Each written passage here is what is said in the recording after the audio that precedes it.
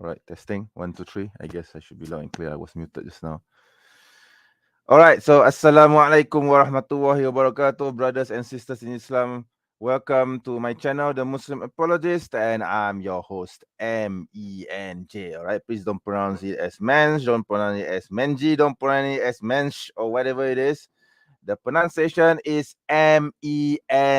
All right, MENJ. So that's my name. All right, so welcome to the show. Uh, Yet again, another live stream, a weekly live stream that I do every weekend. First of all, I'd like to apologize again for being a bit late because I think I was late by about half an hour because, yeah, as you can see in the background, that's my nephew right there. He's watching television. Okay.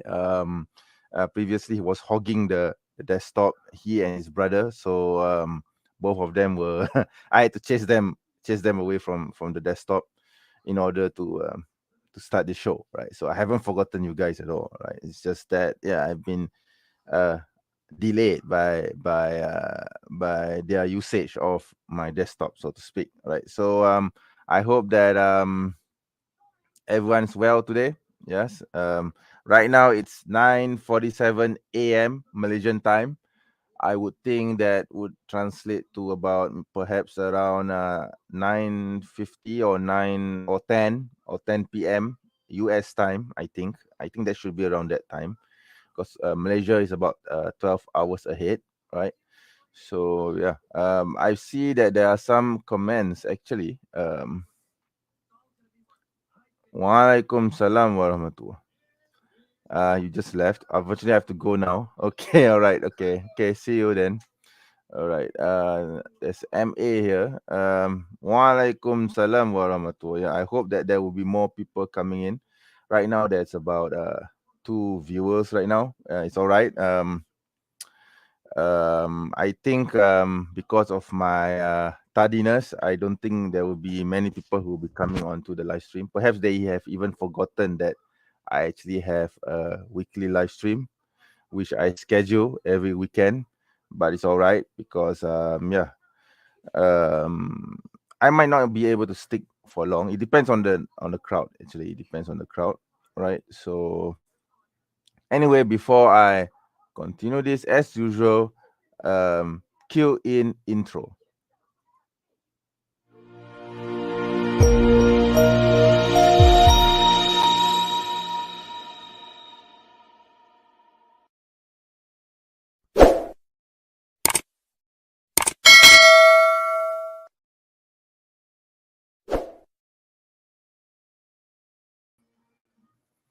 Yes, and I'm back again. Yeah, my I'm looking at my nephew right now. He's watching Gravity Falls. Okay, this weird Disney cartoon series. Okay, um, yeah, it's called Gravity Falls. All right. So as you can see, my bed is pretty much messed up.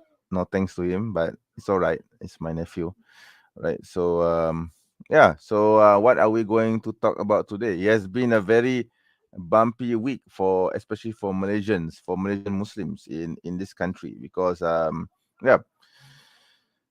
If you had noticed, I have actually been producing content in the Malay language. Yeah, for the past few live streams, they have actually been in the Malay language. Okay, the reason being there has been two major events concerning religion, concerning Islam that has happened in the country for the past 2 or 3 weeks. Okay, the first was this controversy surrounding this really anti-Islam video. Anti-Islam film.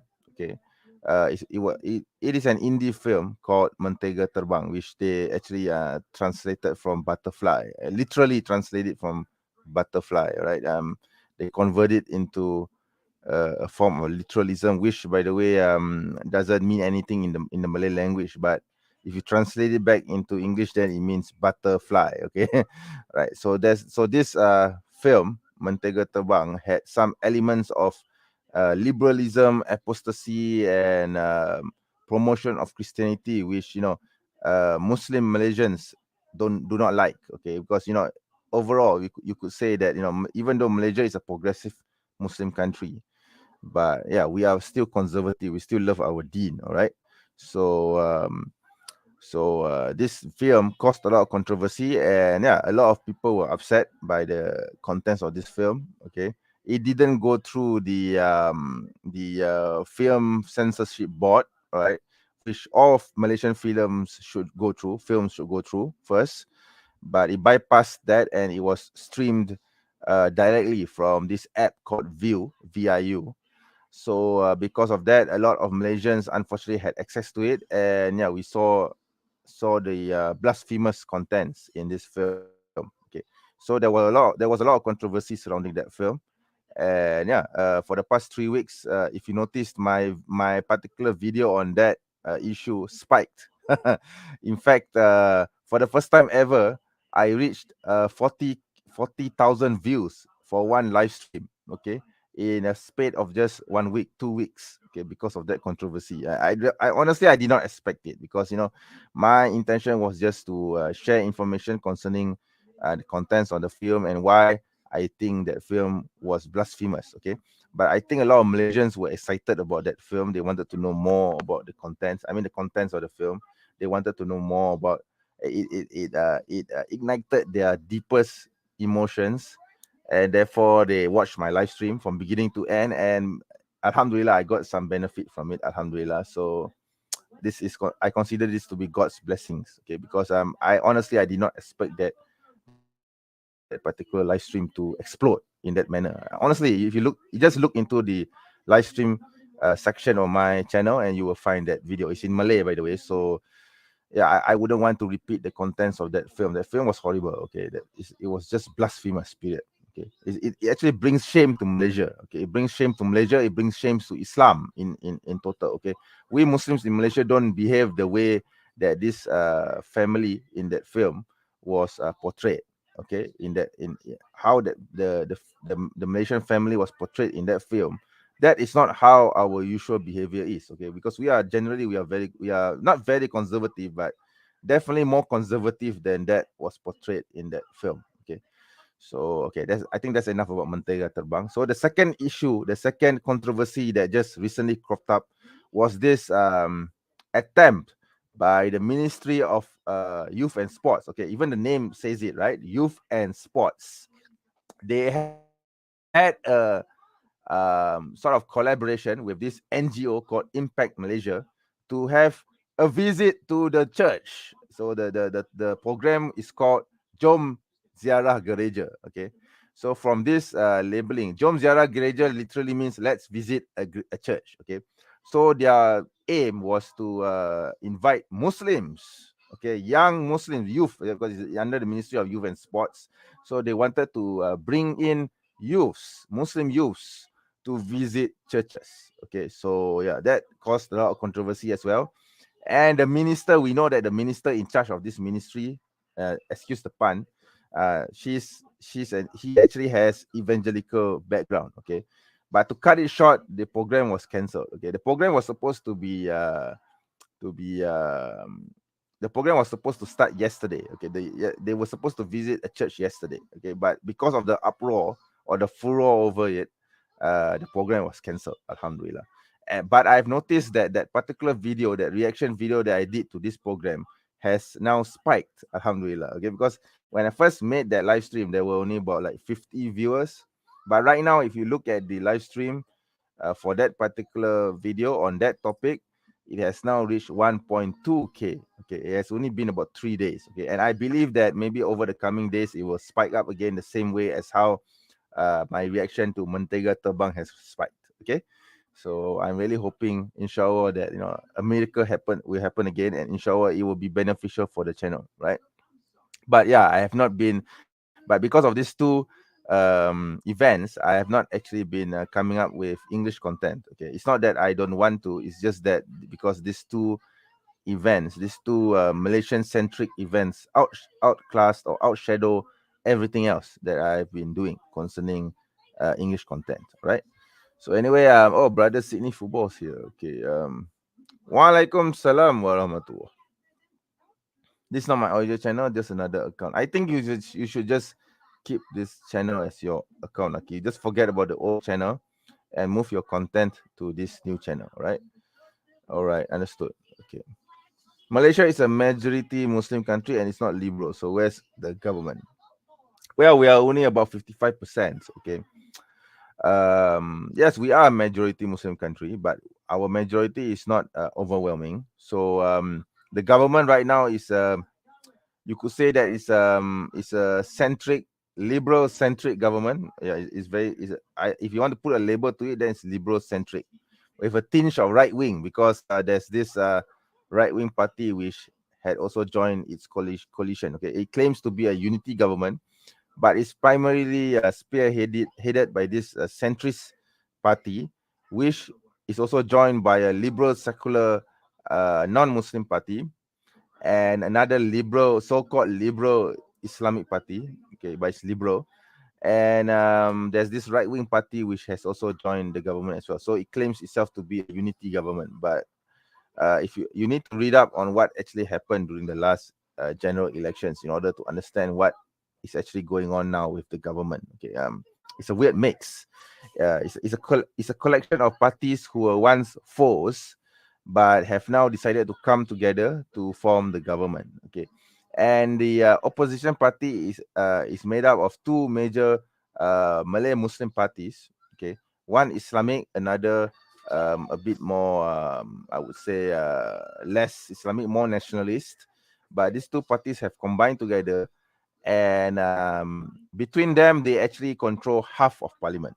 Okay, so to me, they should be the ones running the government. But because of the participation of that right wing party, which I mentioned, joining this so-called unity government. That is why they could not this opposition coalition couldn't form the government of the day. All right, so it's a very long story. I'm just cutting out a lot of things out. Right, you need to just go to YouTube and look it up. I think so. Yeah, they want to liberalize all. Yeah, of course, obviously, that's their agenda, right? Malaysia is 64% Muslim. No, we are not. We are not even 64. We are not even 60%. We are only about 55%. Okay. Ashraf Khan. Walaikum salam wa rahmatullah. Yeah, it's good to see you here. Okay, right now we have about 5 viewers. 5 viewers watching this live stream. Okay, if anyone wants to come on board, please do. All right, I have the link in the chat, in the chat box above. It should be pinned up there. If you want to join, please, by all means, you are most welcome to join. Okay, I'm going to share the link here. Okay, it's right there. All right. Walaikum salam wa rahmatullah. Yes, thank you for joining my live stream. Okay, I hope that So yeah, that's my nephew right there. He's jumping on the bed. I don't know what's exciting. He's excited about? He's still watching Gravity Falls. Okay, yeah. I hope there's no sound coming from the television, because I told him to tune it down, but I don't know if there's any feedback coming from the TV, and and my mic capturing the sound. I hope it doesn't capture any of the background sound. All right. So I hope this live stream is pretty much okay. Yeah, I mean, let my nephew watch this. He's enjoying himself. Like he's jumping up and down. Yeah. Yeah. Wikipedia says 64%. Well, Wikipedia is wrong. I can tell you that. Right? It's about 55%. It's not even 60%. Okay. MA, I'm in New Jersey. Okay, are you Malay? I'm not Malay ethnically, all right, but I am a Malaysian. Okay. Of course, under the constitution, I will be regarded as a Malay, all right, because in Malaysia, all Muslims, regardless of your ethnic background, will be regarded as Malay, because Islam here in Malaysia is defined as one who professes the religion of Islam, someone who is a Malay, and someone who speaks the Malay language and practices Malay culture. Unfortunately, I practice Malay culture and I'm a Muslim.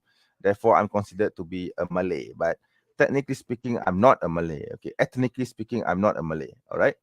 So my ethnicity, I'm a Javanese. Okay, my father was a Javanese. I mean, sorry, my father is a Javanese. My grandfather was a Javanese. My great grandfather was a Javanese. So they came. My great great grandfather came to this land, to Malaya, from Java. Okay, so I consider myself to be ethnically Javanese. Of course, these days, even Javanese themselves in Malaysia consider themselves to be a Malay, unfortunately. But I try to take myself out from the Malay ambit. Okay, I don't want to consider myself to be a Malay, ethnically speaking. Okay, I am not a Malay. I am a Javanese. I am a Malaysian Javanese, right? And I'm a Muslim first before anything else. Okay, because I don't want to consider myself a Malay at all, because I want to separate myself from the ethnic Malays. All right. Okay. Yeah, he's watching TV. Yep, he is. He is. He's really enjoying himself. Okay. Yeah, right. So yeah. So let's let him do that. All right. Okay. I actually have his brother right here, but his brother doesn't want to appear in the camera. Hey, masuk. So he doesn't want. He's reversing from the camera. His brother is actually here, right? Okay. Okay. Hi. Uden, say hi. Okay, yeah. Okay. All right. Dah, pergi tengok sana. Okay, yeah, I'm just telling him to watch the television, right? Okay, so yeah, that's my nephew. Yeah, that's my nephew, my sister's son, right? Yeah, my son is not here. Okay, otherwise, he'll probably be joining him himself, right? Okay, all right. Alhamdulillah, Javadis. My background is Pakistani, but I was born and raised here in the US. I'm a Muslim first, also. Islam is the best. Yep, that's right. That's right. I mean, for me, ethnicity doesn't matter. In fact, if you want to make it a bit more contentious, I'm going to show you something. I think your sister, right? Sister MA. I'm going to show you something very shocking. I have this.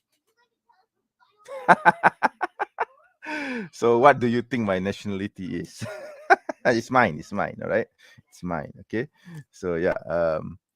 For those who don't know, I was born in the States. Okay. Yeah. I think that will probably shock you. Okay. Those who have already watched my live stream, they know this, right? But I think if you have not been to my live stream before previously, you wouldn't know about this, right? Yeah. So yeah. But I was never raised in the US. Okay. So that's it, right? Yeah, so yeah, I'm still waiting for people to come onto the live stream. Nobody's coming on the live stream. I don't know why. It's about 19 minutes right now, and five viewers right now. All right, sister. Are you married, sister? I'm just wondering whether you're married or not. Right. So yeah. Okay. So yeah, my nephew is still jumping up and down on the bed, happy watching television. Right. So okay. Yes, that's right. Yep, that's right. Yeah, I do have an American passport. Yeah, that's right. Yeah, so I guess that qualifies me as a citizen as well, right? But it's expired. It has been expired for the past 20 years. Okay, and I think I've shared my plans about it, but I'm not going to publicly say it here, because this live stream is supposed to be public. All right, if I were to have another live stream, a more private live stream, then yes, I will I will share my share my vision for it, share the reasons for keeping it around, right? Okay. Alika the troll is here. Okay. A Kufo passport. Yeah, it doesn't matter. So even if it's Kufo, it doesn't matter because I have this. All right. So yeah. So who cares, Alika? All right. I don't know. Are you going to call Malaysia a Kufo passport? I don't. It doesn't matter. Okay. Yeah, I have that as well. So yeah. So yeah, no big deal. Okay. Ready for Ramadan? No, that's a very good question. I'm still not mentally ready yet. I know that Ramadan will be next week. It's on the 23rd, right? You'll start on the 23rd. That would be on Thursday, right? So I'm still not mentally prepared, but I know that it's going to be next week. But slowly, sister, slowly. Eventually, my mental state will be moving towards the spirit of Ramadan, inshallah. Yes. Yeah, sister, don't worry about Alika. He or she is a troll. Right? I don't even know what gender he or she is. Because this guy or this girl likes to come onto my channel and make a lot of weird comments. Okay, and he or she claims to be an atheist, but um, doesn't dare to explain what he or her beliefs are. Okay, and just ignore the troll. All right, don't feed the troll. Okay. Yeah, so right now we have about one viewer right now, one viewer watching this live stream. Okay. Yeah, I kind of knew that this live stream would not get as much attention as it did last week or the week prior, because yeah, I've not been promoting it. Okay, so it's all right. I'll probably be babbling here for the next 10 minutes or so before I log off. Okay, it's all right. It's all right. So but I'm going to do this live stream every week. Okay, even during Ramadan, inshallah, I'll try to do it during Ramadan. Okay, and yeah, I'll try to do it during Ramadan. And if anyone wants to come on board, of course, yeah, I will you know uh have the same show, right? I'm still waiting for non-Muslims to come onto the live stream, but no one is coming onto, or even Muslims come on the live stream. Okay, what's keeping you from coming on the live stream, right? I've already shared the link, right? Walaikum salam warahmatullah. Right. Yeah. So yeah, good to see. Some people are back. There's about 5 viewers right now watching this live stream. Okay, previously there was only one person. Now it's back to five. Yeah, but I think I don't know. There's nobody coming onto the live stream. Last week there were a lot of non-Muslims who actually came onto the live stream. Okay, I don't know why today. Maybe because of it's going to be Ramadan, so people are busy preparing for Ramadan. Perhaps I think that could be the reason. Yeah, I would understand why nobody's coming. Okay. As I mentioned earlier, two major things in Malaysia happened last week concerning a blasphemous film and a program conducted by or planned or that was planned to be conducted by the Ministry of Youth and Sports, which did not take off, fortunately. Okay, so these two events concerning religion has almost threatened, or I would say threatened, the fabric of society in Malaysia. And because of that, I made a review or I made two live streams based on those events, and Alhamdulillah, I'm seeing a lot of people from Malaysia, especially watching those reactions. So I think my channel will be getting some viewership from that particular niche, okay, in the coming days and weeks, inshallah. So with regards to English content, yeah, there is a reason why you don't see standalone English content. If you had noticed for the past several months, okay, I do not upload any English content, any standalone English content. Like for example, like my Evangelize Me series or any other new English series that I usually do. The reason is because I'm waiting for my camera to arrive, my vlogging camera to arrive from Hong Kong. I bought it on Kickstarter last month, and they're supposed to actually send out that camera this week. Okay, I haven't actually checked.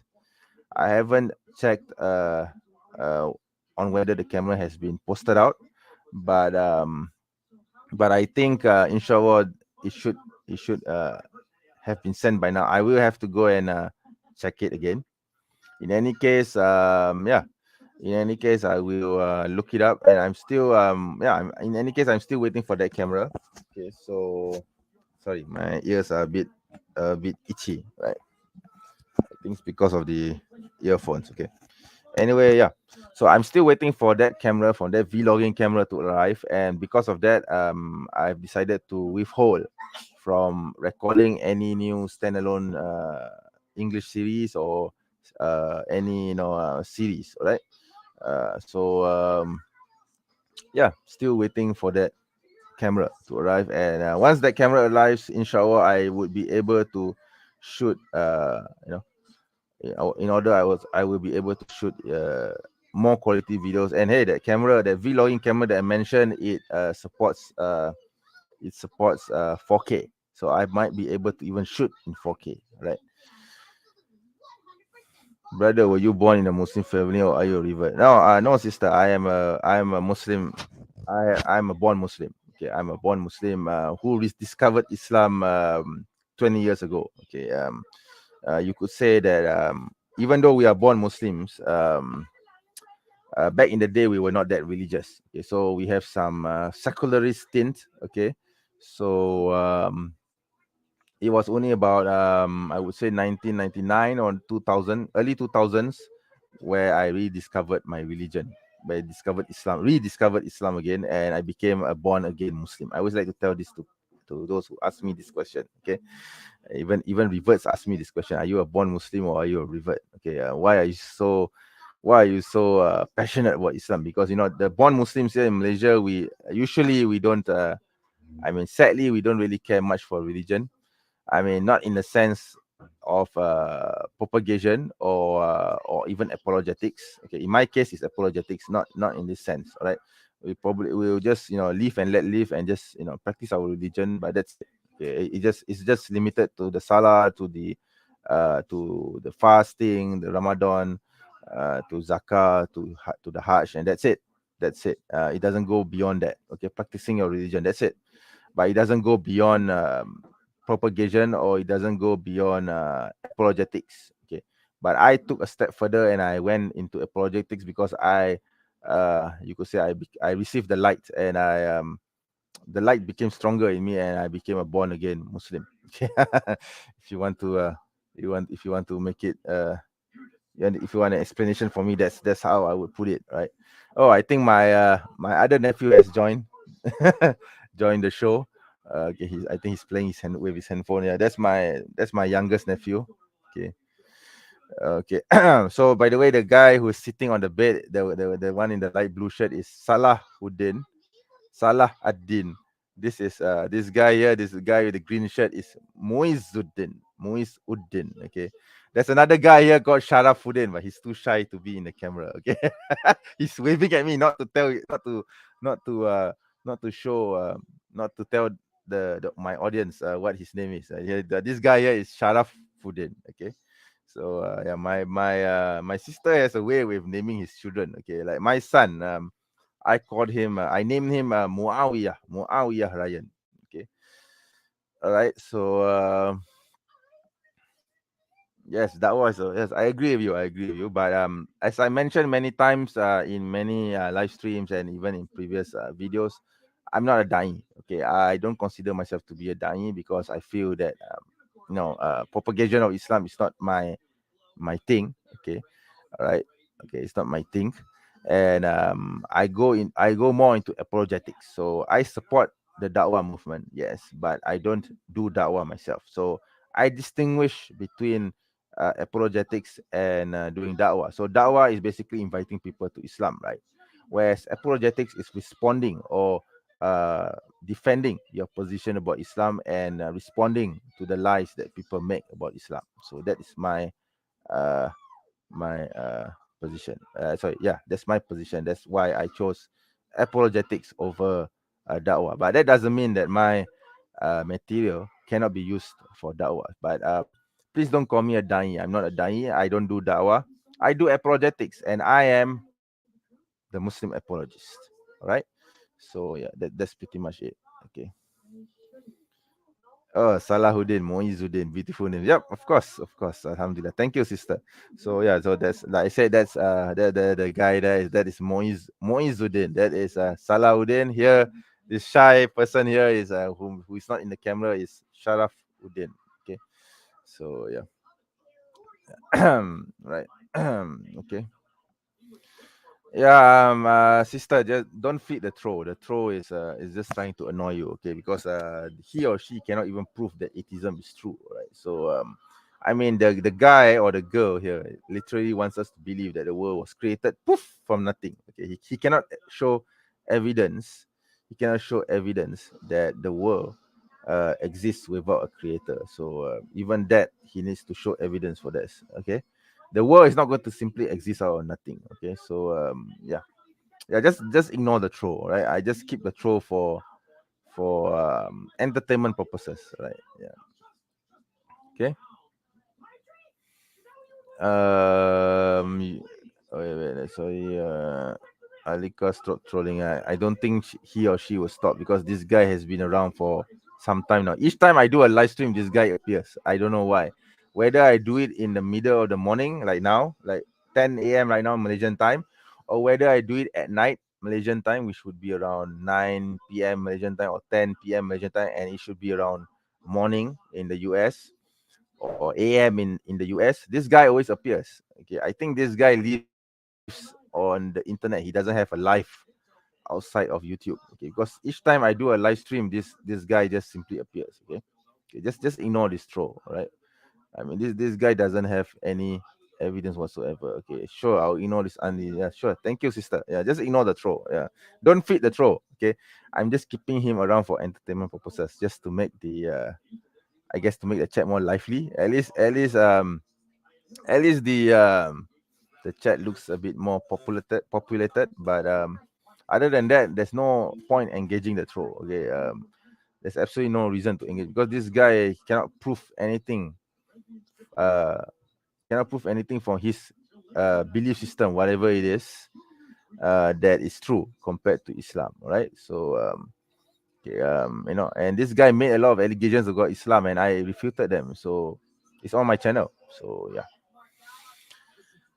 Right. Okay. I'm a she and you're running. Okay, maybe he or she finally revealed his gender, her gender. I don't know. I know, but you're trolling anyway, Alika. It doesn't matter. Okay, you cannot prove anything from your belief system that is true compared to Islam, right? All you have are unintelligible sound bites. Okay, I hear that Islam is Alhamdulillah spreading in Japan quite a bit. Well, I'm not sure about that, but yeah, I believe that Islam is not just spreading in Japan, but it's also spreading in Korea as well. And in China, there's Islam has always had a presence in China, Alhamdulillah. Okay, so that's a good thing, right? So yeah, okay. So yeah, Japan has seen a lot of Muslims in recent times. Okay, there is quite a number of Muslims in Japan, right? So yeah, but unfortunately, I wouldn't know much about it because I don't keep tabs on it. But I know that Islam is spreading in Japan and in Korea, like I said. Comparing Islam in Japan vis-a-vis Japan in Korea, I think Islam in Japan is a bit much more mature because Islam has been present in Japan for far longer than Korea, right? Oh, brother Aladdin is here. Walaikum salam warahmatullah, brother. If you want to come on to the live stream, please do, Aki. It's right there in the chat, right? Okay. Waalaikumsalam Aryan. Kalau nak masuk dalam chat boleh masuk ada link kat situ. There's a link in the chat live stream chat. So if you want to come on, please do come in, all right? Yeah, brother Aladdin can answer this, right? I was living in Japan for 12 years and Islam is going very fast and many masjid. Alhamdulillah, yes, of course. Yes, I'm aware of this. Okay, yes, that's right. My aunt is actually in Japan. She has been living in Japan for the past 20 plus years. Okay, her husband and her children are there. Okay, she's a Malaysian, but she has been living in Japan for a very long time, so she has pretty much resided in Japan now. And yeah, she's teaching the Malay language at a local university there, if I'm not mistaken. And yeah, I think I'm not sure whether she helps in the da'wah effort, but I believe that yeah, she does go to the masjid and help out with the activities at the masjid. Yeah, not really sure to what extent, but because we don't really keep in touch with her. She's very secretive. Okay, so yeah. Oh, brother Aladdin is here. Assalamualaikum, brother. Assalamualaikum. السلام عليكم ورحمة الله تعالى وبركاته. Alaikum salam, brother. How are you, Aki? And good morning to everybody. يا أخي, because you were Yes, okay. Alhamdulillah, you So were yeah, talking about Japan, and I was living in Japan for 12 years, so I know all about Islam. Alhamdulillah. Actually, I started my da'wah in Japan, and I mashallah, became a that's very wonderful. religious in Japan. And my Oh, wife that's accepted interesting. Islam actually in Japan. Yeah, and my That's wife very accepted interesting, Aki. Islam, Alhamdulillah, in Japan. So let me tell you Mashallah, something mashallah. about Islam in Japan. I'll Yeah, tell you go something ahead, about Aki. Islam in Japan. Go ahead, Islam in go ahead. Japan is growing very, very, very fast. I'll give you some examples. If you come to Tokyo, Tokyo has two airports, Narita Airport and Haneda Airport. and both of them have already masjid, alhamdulillah, in the airport. If you come to Tokyo Station and the biggest stations in Tokyo area, they all have a prayers room for Muslims, alhamdulillah, Rabbil Alameen. If you come to five stars hotel in Tokyo, they all have what they call halal restaurant inside the hotel, and they have MashaAllah. special places, prayers room for Muslims inside. And some of the rooms you can even find the sign arrow where it gives you the direction of Qibla. And sometimes All you right. can find even a prayer carpet. Okay. In Japan, Okay. especially during Ramadan, Japan invented what you call this those cars, Mm, which they converted to a masjid. This car mhm, travel all around Tokyo. They mm, stop somewhere where are so many Muslims, and they open those cars, and those cars, like a big pickup, has an ablution area, has comfort room, and has a prayer room, especially for Muslims. And you can find it in a crowded area like Shibuya, Harajuku, Tokyo, and other areas. You can find mm. halal restaurant everywhere in Tokyo. You can find halal market MashaAllah. everywhere in Tokyo. You can find MashaAllah. masjids everywhere in Tokyo. I'll give you an Yes. example. Yes. Mm-hmm. Kasai, Nishi Kasai Station or Minami Gyotoko Station. That's part of Mm, Tokyo. They have masjid. mm. Uh, Akihabara Okay, Station. okay. They Just want have to a ask you one masjid. question. Do you happen to Yeah. speak Japanese, or you didn't get to learn the language? Of course, yeah, I speak Japanese. I was working there for 12 years. Oh, Of course, mashallah. That's alhamdulillah. wonderful. That's wonderful. Mashallah. Japanese is my fourth language, alhamdulillah. Yeah, I speak It Japanese, is? alhamdulillah. Oh, okay. Okay. I thought Yeah, you're yeah, yeah, Palestinian, yeah. okay. Yeah, I'm Palestinian, yeah, but I speak Arabic, English, Filipino, and Japanese, alhamdulillah, Rabbil Alameen. Oh, mashallah. Yeah, Mashallah. All right. All right. All right. yeah. All right. Okay. My Okay. fourth Understood. language actually is Japanese. I was working in Japan actually as Wow. All a right. All right. translator and supervisor in a big company as in India. Mashallah. That's a very good job. So, I know that Japanese translators are actually paid very well in Malaysia, actually. alhamdulillah, I was living there for. I was living actually walking distance from Tokyo Disneyland. My last 8 years, Wow. I moved beside Tokyo Disneyland. My first 4 years, I was living in the center of Tokyo in an area Okay. called Higashi Nyombashi, center of Okay. Tokyo. So Okay. therefore, ya akhi, now you can find masjids everywhere in Tokyo.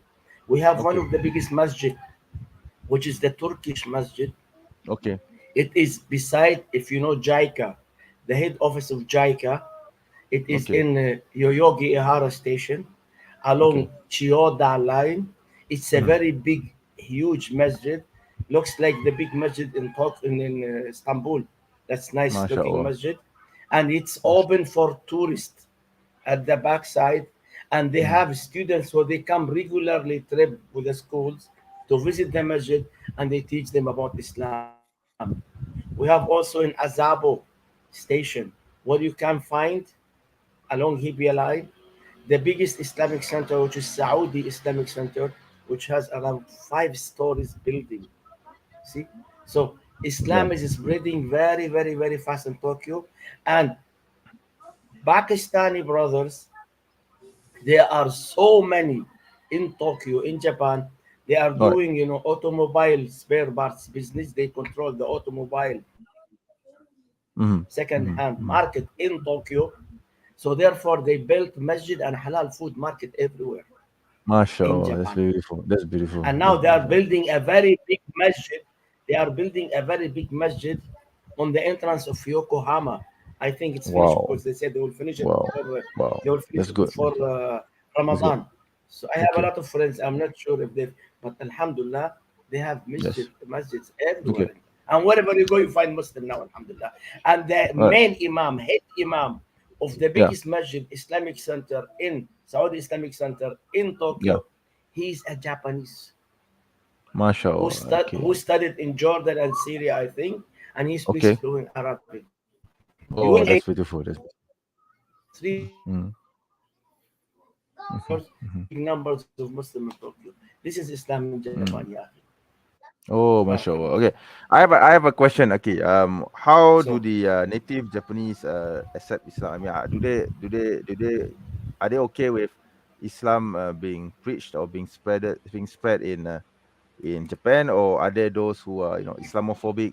Like how some No, Americans they no, don't no, no, like يا أخي. Islam. Very, very Or what peaceful. what is the reception of the Japanese? Yeah, No, no, أخي. Japanese, they don't mind about those things. That's why they allow Muslims to build masjid. They open masjid in the mashallah. airport, in hotels, Yeah. everything.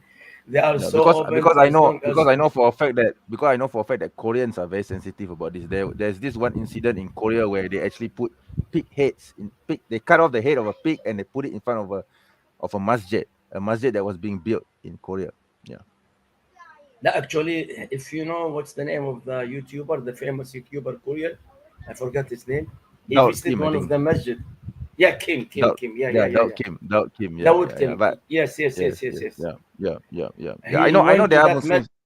I know there are Muslims in Korea, but the Ah, problem is people the black people. it and Some people in Korea are Islamophobic. You see, so I'm just wondering yeah, whether yeah, yeah, you've yeah, yeah. experienced that in Japan.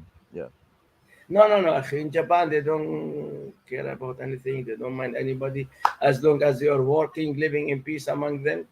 They respect Mm. you, and they are very, very, very, very. They are really highly respected people.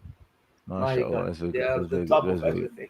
Yes, I yes, yes. agree. I The agree. best I agree. time of my life when I was in Japan, actually. Best time of my Oh, life when I was. Yeah, yeah, yeah. Honestly. And you, I heard you MashaAllah. saying that your father, your grandfather is a Japanese. Actually, I'm No, listening I to you. said Believe me. Javanese. Okay, no, no, Before no, no, you, no, not Japanese. Javanese, Java, from Pulau Jawa, Jawa, Indonesia, Javanese, Indonesia. Javanese. Okay, I'm sorry. Javanese, Okay, sorry, Jawa, sorry, Jawa. Okay, okay, okay. I said. Okay, okay. Jawa. I know the Yeah, island of Java. yeah, Okay, okay, okay. Javanese, Okay. I'm sorry. not Japanese. Okay, I'm yeah, sorry for yeah. Yeah, I know a lot of people get confused when I say Javanese. People think that I'm referring to Japan when actually I was referring to to Java Island in Indonesia. Okay. Bro, Yeah. I will ask you a question. Do Yeah, you know sure. this troll in your chat box? You know this troll in your chat box, the name Alika? Yeah, I know about him or her. Yes, I do. Yeah. Mm, yeah. Always attacking me, insulting. I don't know who is he or she Yeah, just for just no ignore the reason. troll. Okay, just ignore the troll. This guy or this girl has no life because each time I do a live stream, he or she appears. Okay, I don't understand why he or she appears. He thinks that he could attack Islam by appearing on my live streams. Let him say whatever he wants.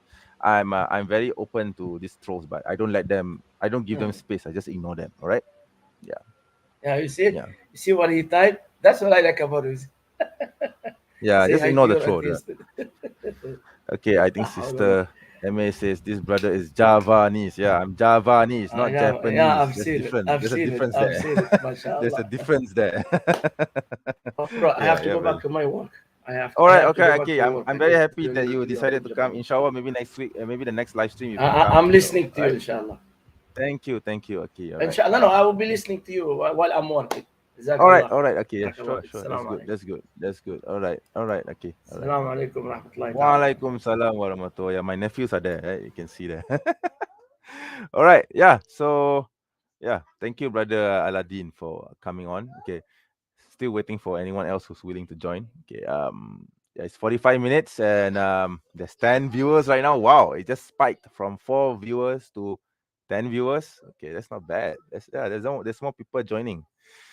Okay. I guess it takes a bit of time before people actually starts joining into my live stream. Okay, yeah, like I said, this is an open live stream Q&A. You can just join anyone, whether you are Muslim or non-Muslim, you can come here and have a conversation with me. You can ask me questions about Islam. You can debate with me about Islam. You can even start a controversy if you want, as long as you keep it civil. I have no problems. All right.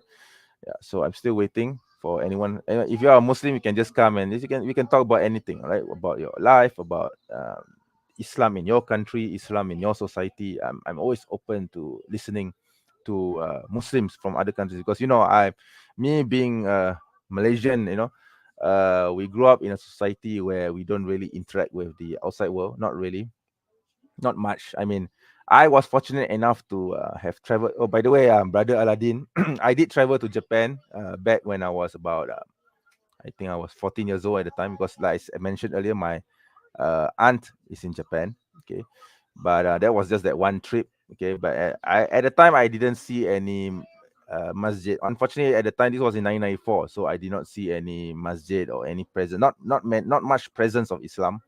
But I think in the last 20 years, this has changed, of course. And I think, inshallah, Islam will continue to grow in Japan, inshallah. Yeah. So yeah. Anyway, anyone who wants to come onto the live stream, I've already shared the link. So yeah, by all means, if you feel that you want to share something, regardless whether you're Muslim or non-Muslim, you are most welcome to come onto the live stream. Okay. If you want to debate with me, I'm more than happy to do it. All right. Skyworks, I see that you are here. So if you want to come onto the live stream, you are more than welcome to come onto the live stream. Please don't give excuses. You have joined my live stream for the past few weeks. Okay, so it's not this live stream isn't new anymore. I mean, I could excuse you if the live stream were just for the past, for the past few days or first few hours. But this live stream has been more than 1 hour. Sorry, more than 1 month now running.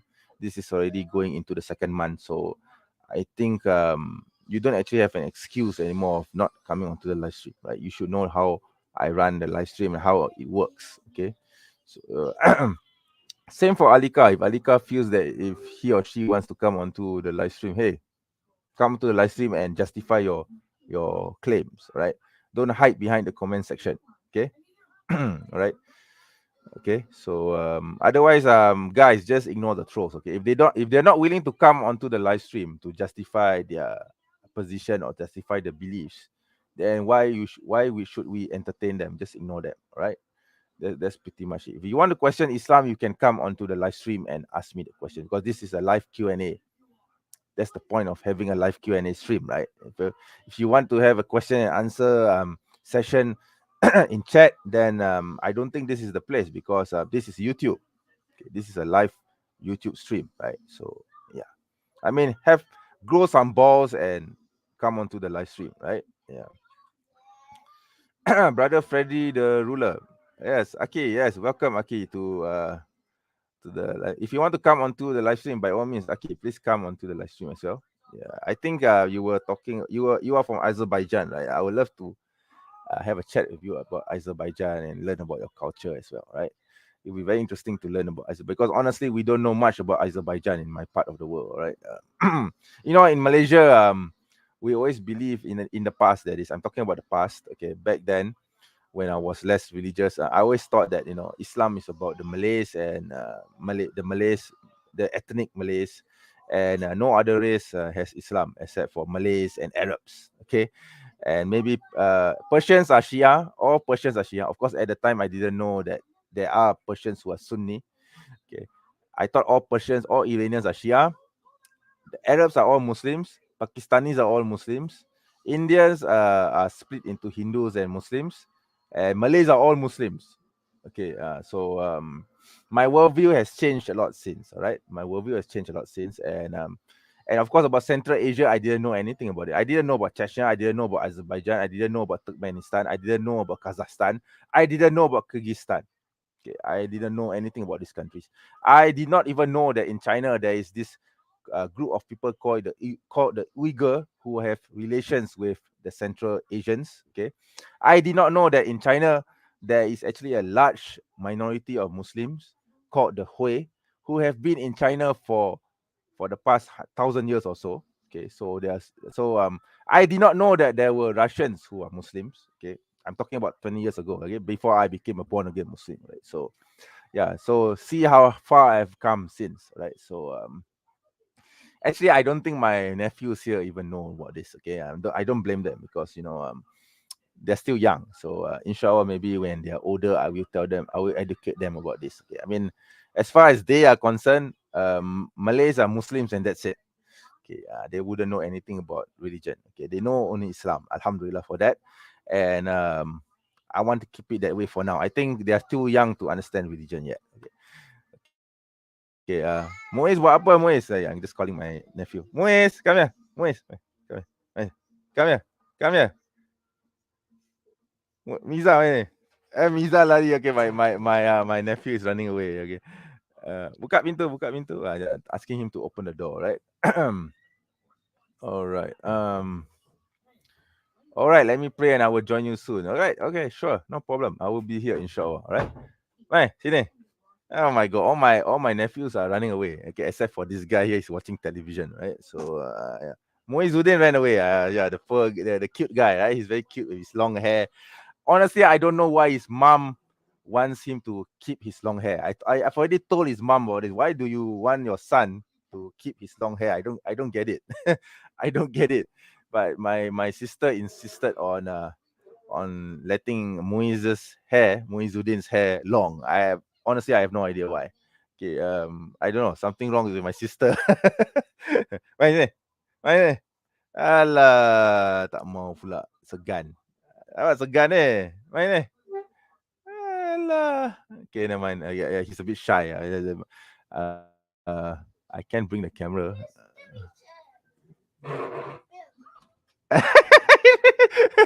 He ran off. He ran off. Okay. When I moved the camera, he ran off. Okay. Okay. Yeah. I thought uh I thought he was female at first. Yeah, exactly. That's the thing. His mom wants him to have long hair he uh so that he looks more like a female. I honestly I don't know why. I don't know why Muizuddin's hair is long. Okay, I've already reprimanded his mom about it, but his mom insists on keeping it. So yeah, let her be for now. Okay, 80s hairstyle lah sangat. Sebenarnya bukan pasal itu. Pasal dia nak teringin nak anak perempuan. Jadi Muiz tu keluar lelaki kan. Jadi Muiz kan muka jambu. Jadi dia buatlah muka Muiz tu macam perempuan. Yeah, I'm saying that in Malay so that the English audience don't really understand that. Okay. What is this? I'm half hour behind the stream, just catching up. Yeah, I don't think you missed anything. Don't worry, it's just a casual chat. If you want to come onto the live stream, by all means, you're more than happy. I'm more than happy to accommodate you, right?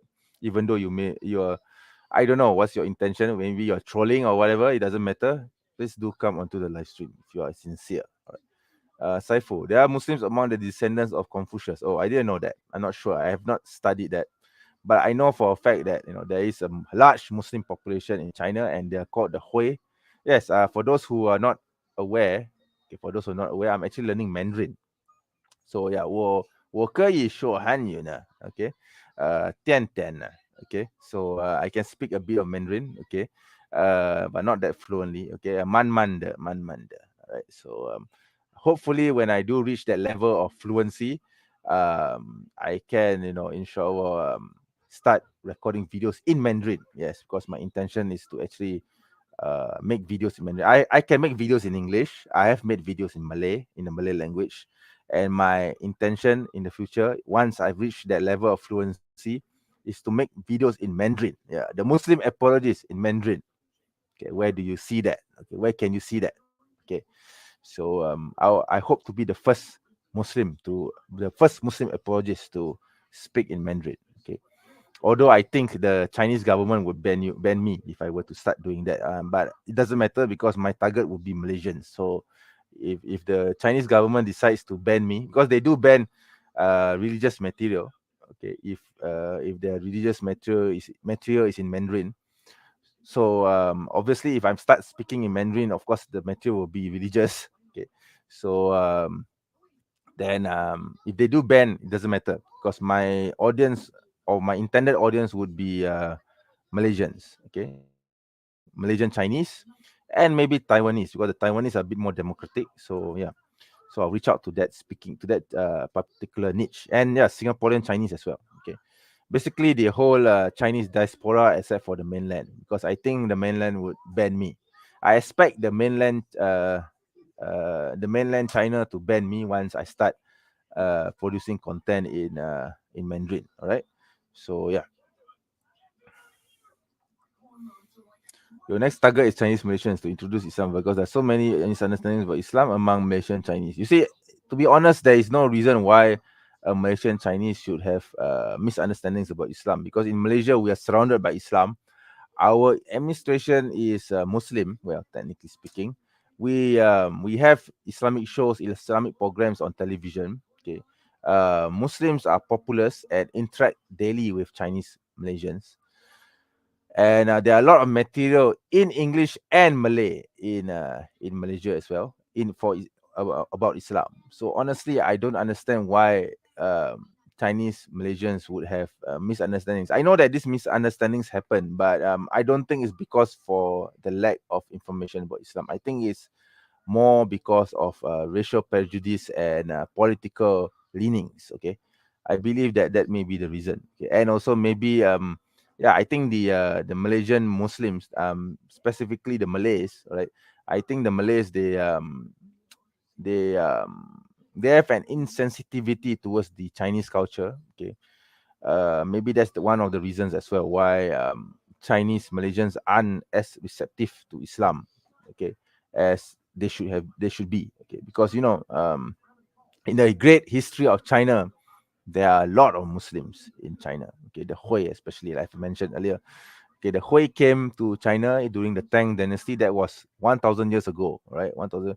I think it was through this Sahaba. Okay, I don't remember. The legend goes that it goes China in Islam began. China in Islam was started by this Sahaba by the name of let me Google it.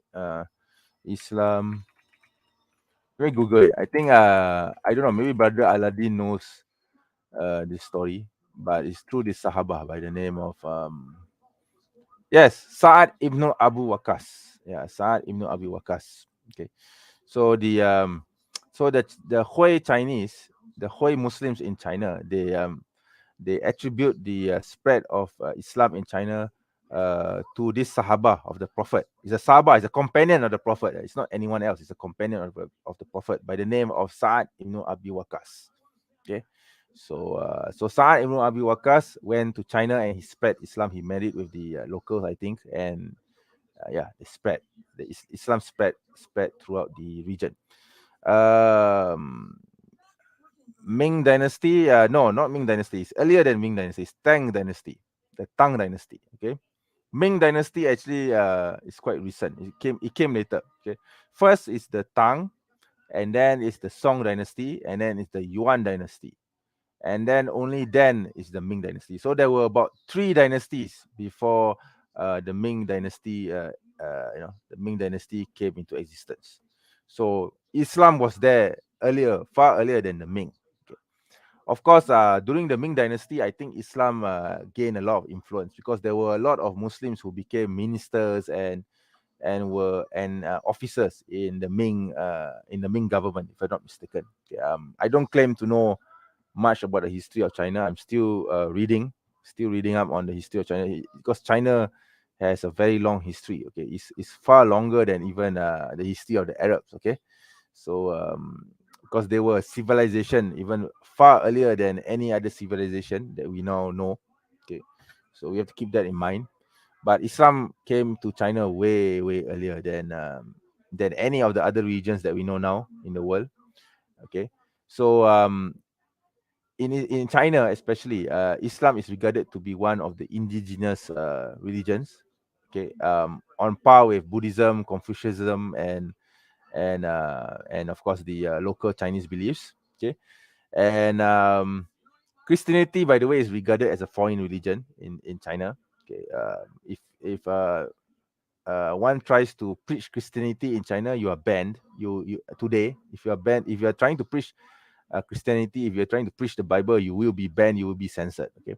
Whereas if you spread Islam, if you try to preach Islam among your friends and your kin in China, you will not be get censored because the Chinese government accepts that Islam has always been part of the Chinese culture, Chinese tradition. So that's the difference. Okay.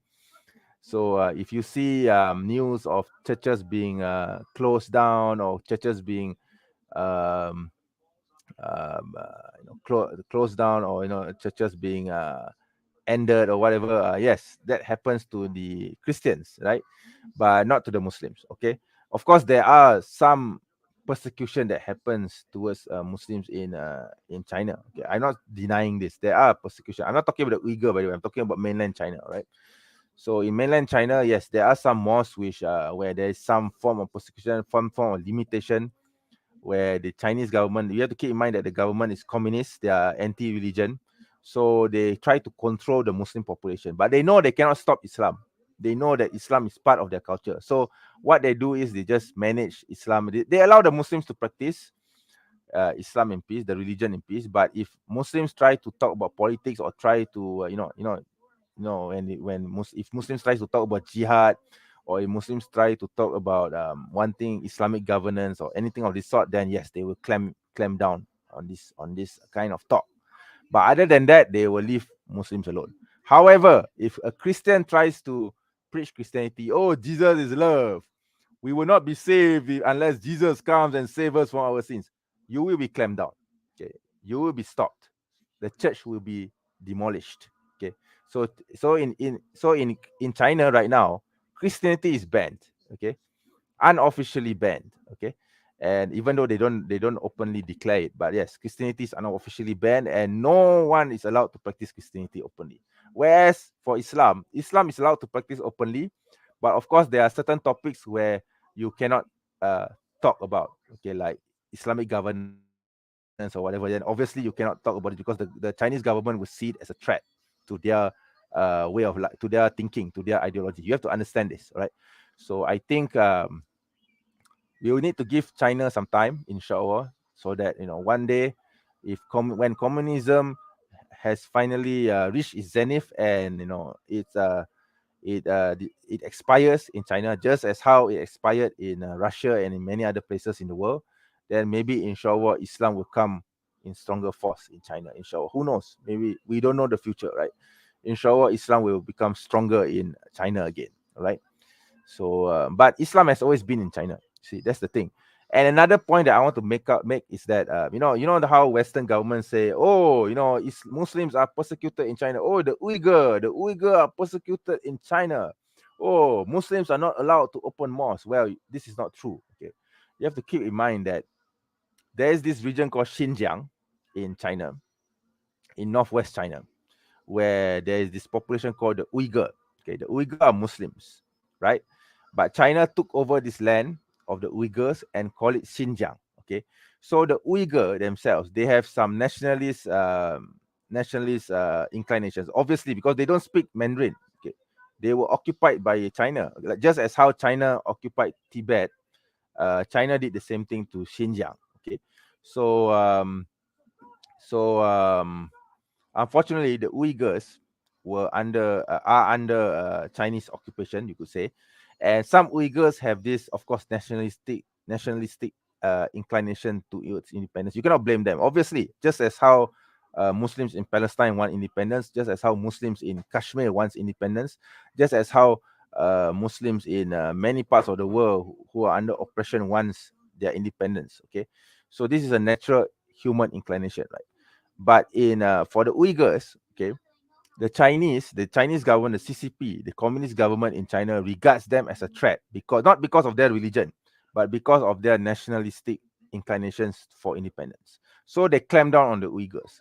How do they clamp down on the Uyghurs? They shut down their mosques, they shut down their schools, they force them into re-education camps, etc. So that is where you see all these so-called stories of oppression coming from the CCP.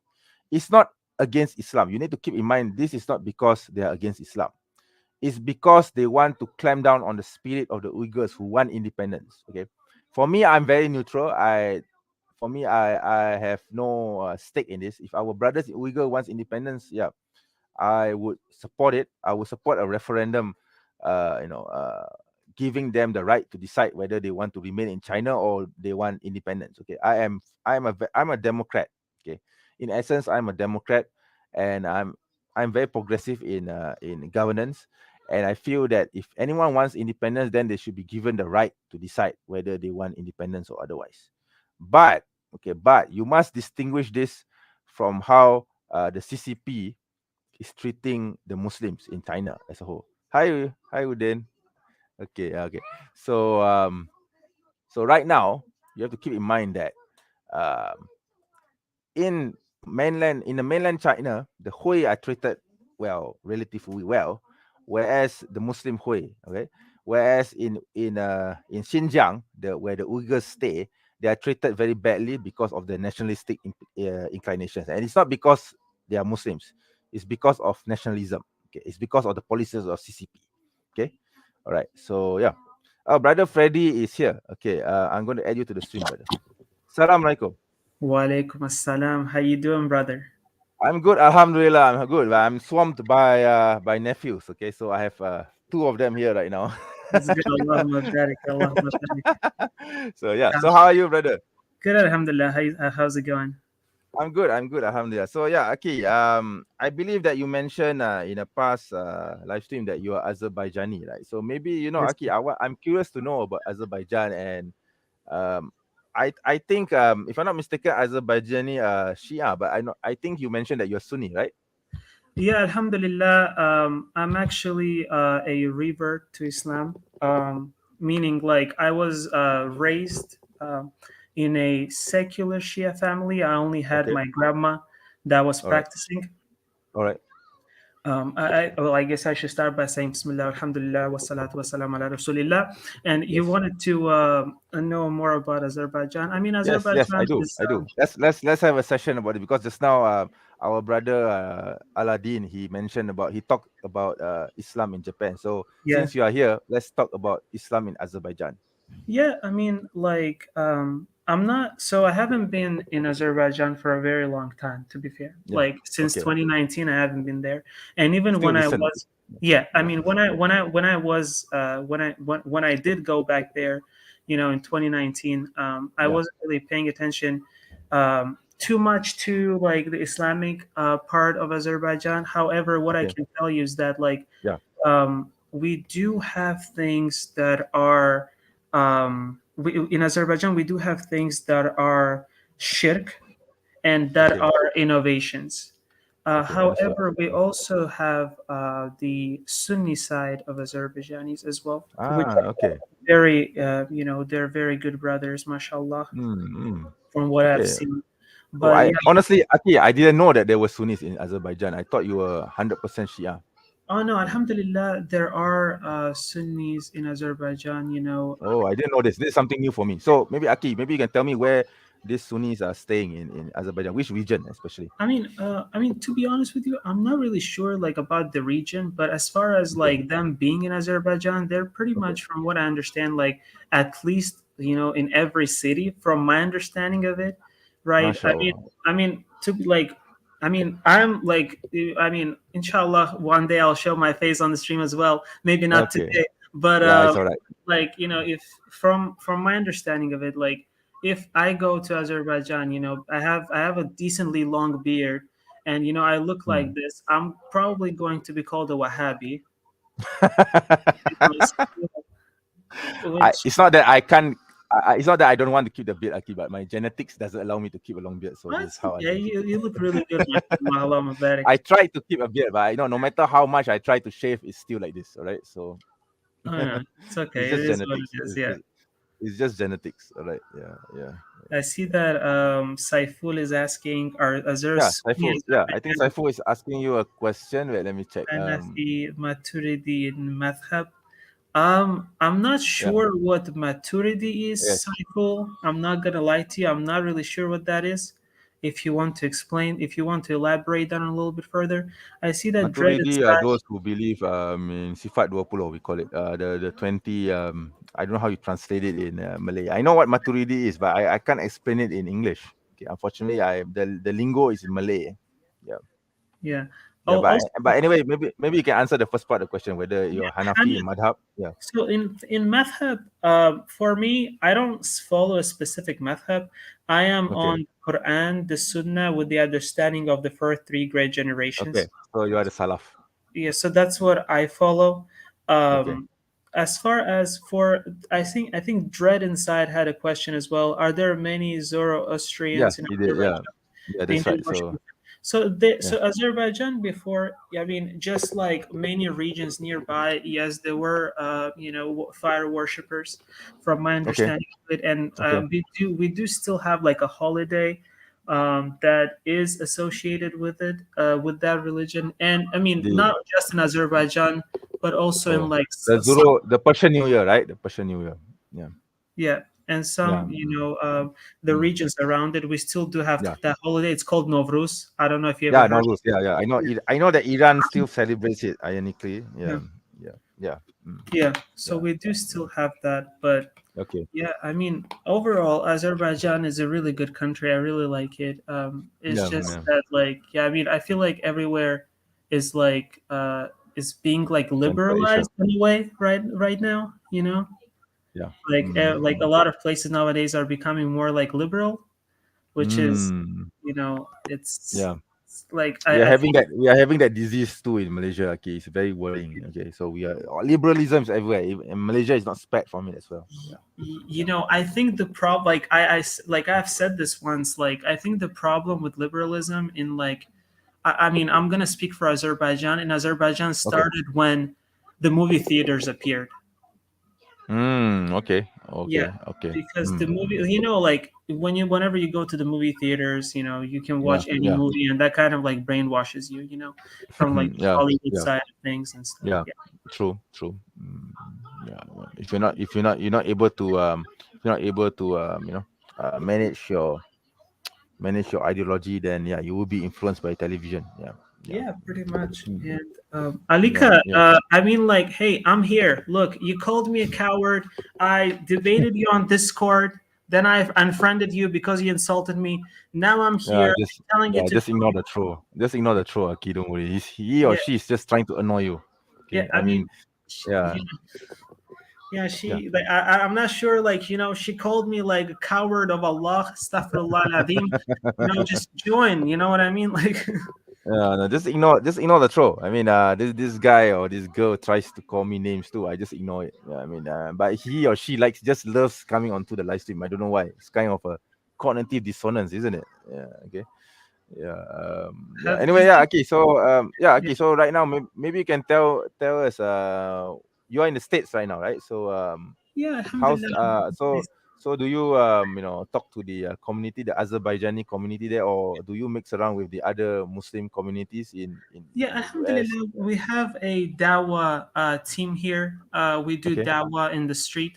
Alhamdulillah. mashallah. Oh, street Uh, dawah. All right. yeah, Okay. if you want to, I mean, if I can, maybe can I say what it is so you guys can check it out, Sure. or So go ahead. Yeah, by all it's means. called it's called Uplift Dawa. I'm gonna put it in the chat as well. Yeah, It's go ahead. called Go ahead. Uplift Dawa. Type in the chat. Yeah, type it Yeah, in the you chat. guys Yeah, can check it out on YouTube if you want. yeah. Do you have a YouTube channel? Yeah. It's on YouTube. It's called Can you Uplift. can you post the link as well? Then I can check it Yeah, out yeah, as well. for sure. Let me. Oh, I've never heard Aki. I've never heard of this. I don't know why I've never heard your channel. Yeah. Yeah, we do. We have. Yeah, that's what. Yeah. Let me just. Yeah, give the link, Aki. Yeah. Yeah, let me share this. I'll share this, all right? Uplift that. Well, oh, okay. I don't know why I've never heard of it before. Okay. Yeah. I mean, it's. We're just a small team of people, here. We just do dawa on the street dawa, Mm, Pretty like we have a really good location, like so good to know. Good to know. it's Good it's to know. it's Yeah, usually really so busy. good to know. Okay.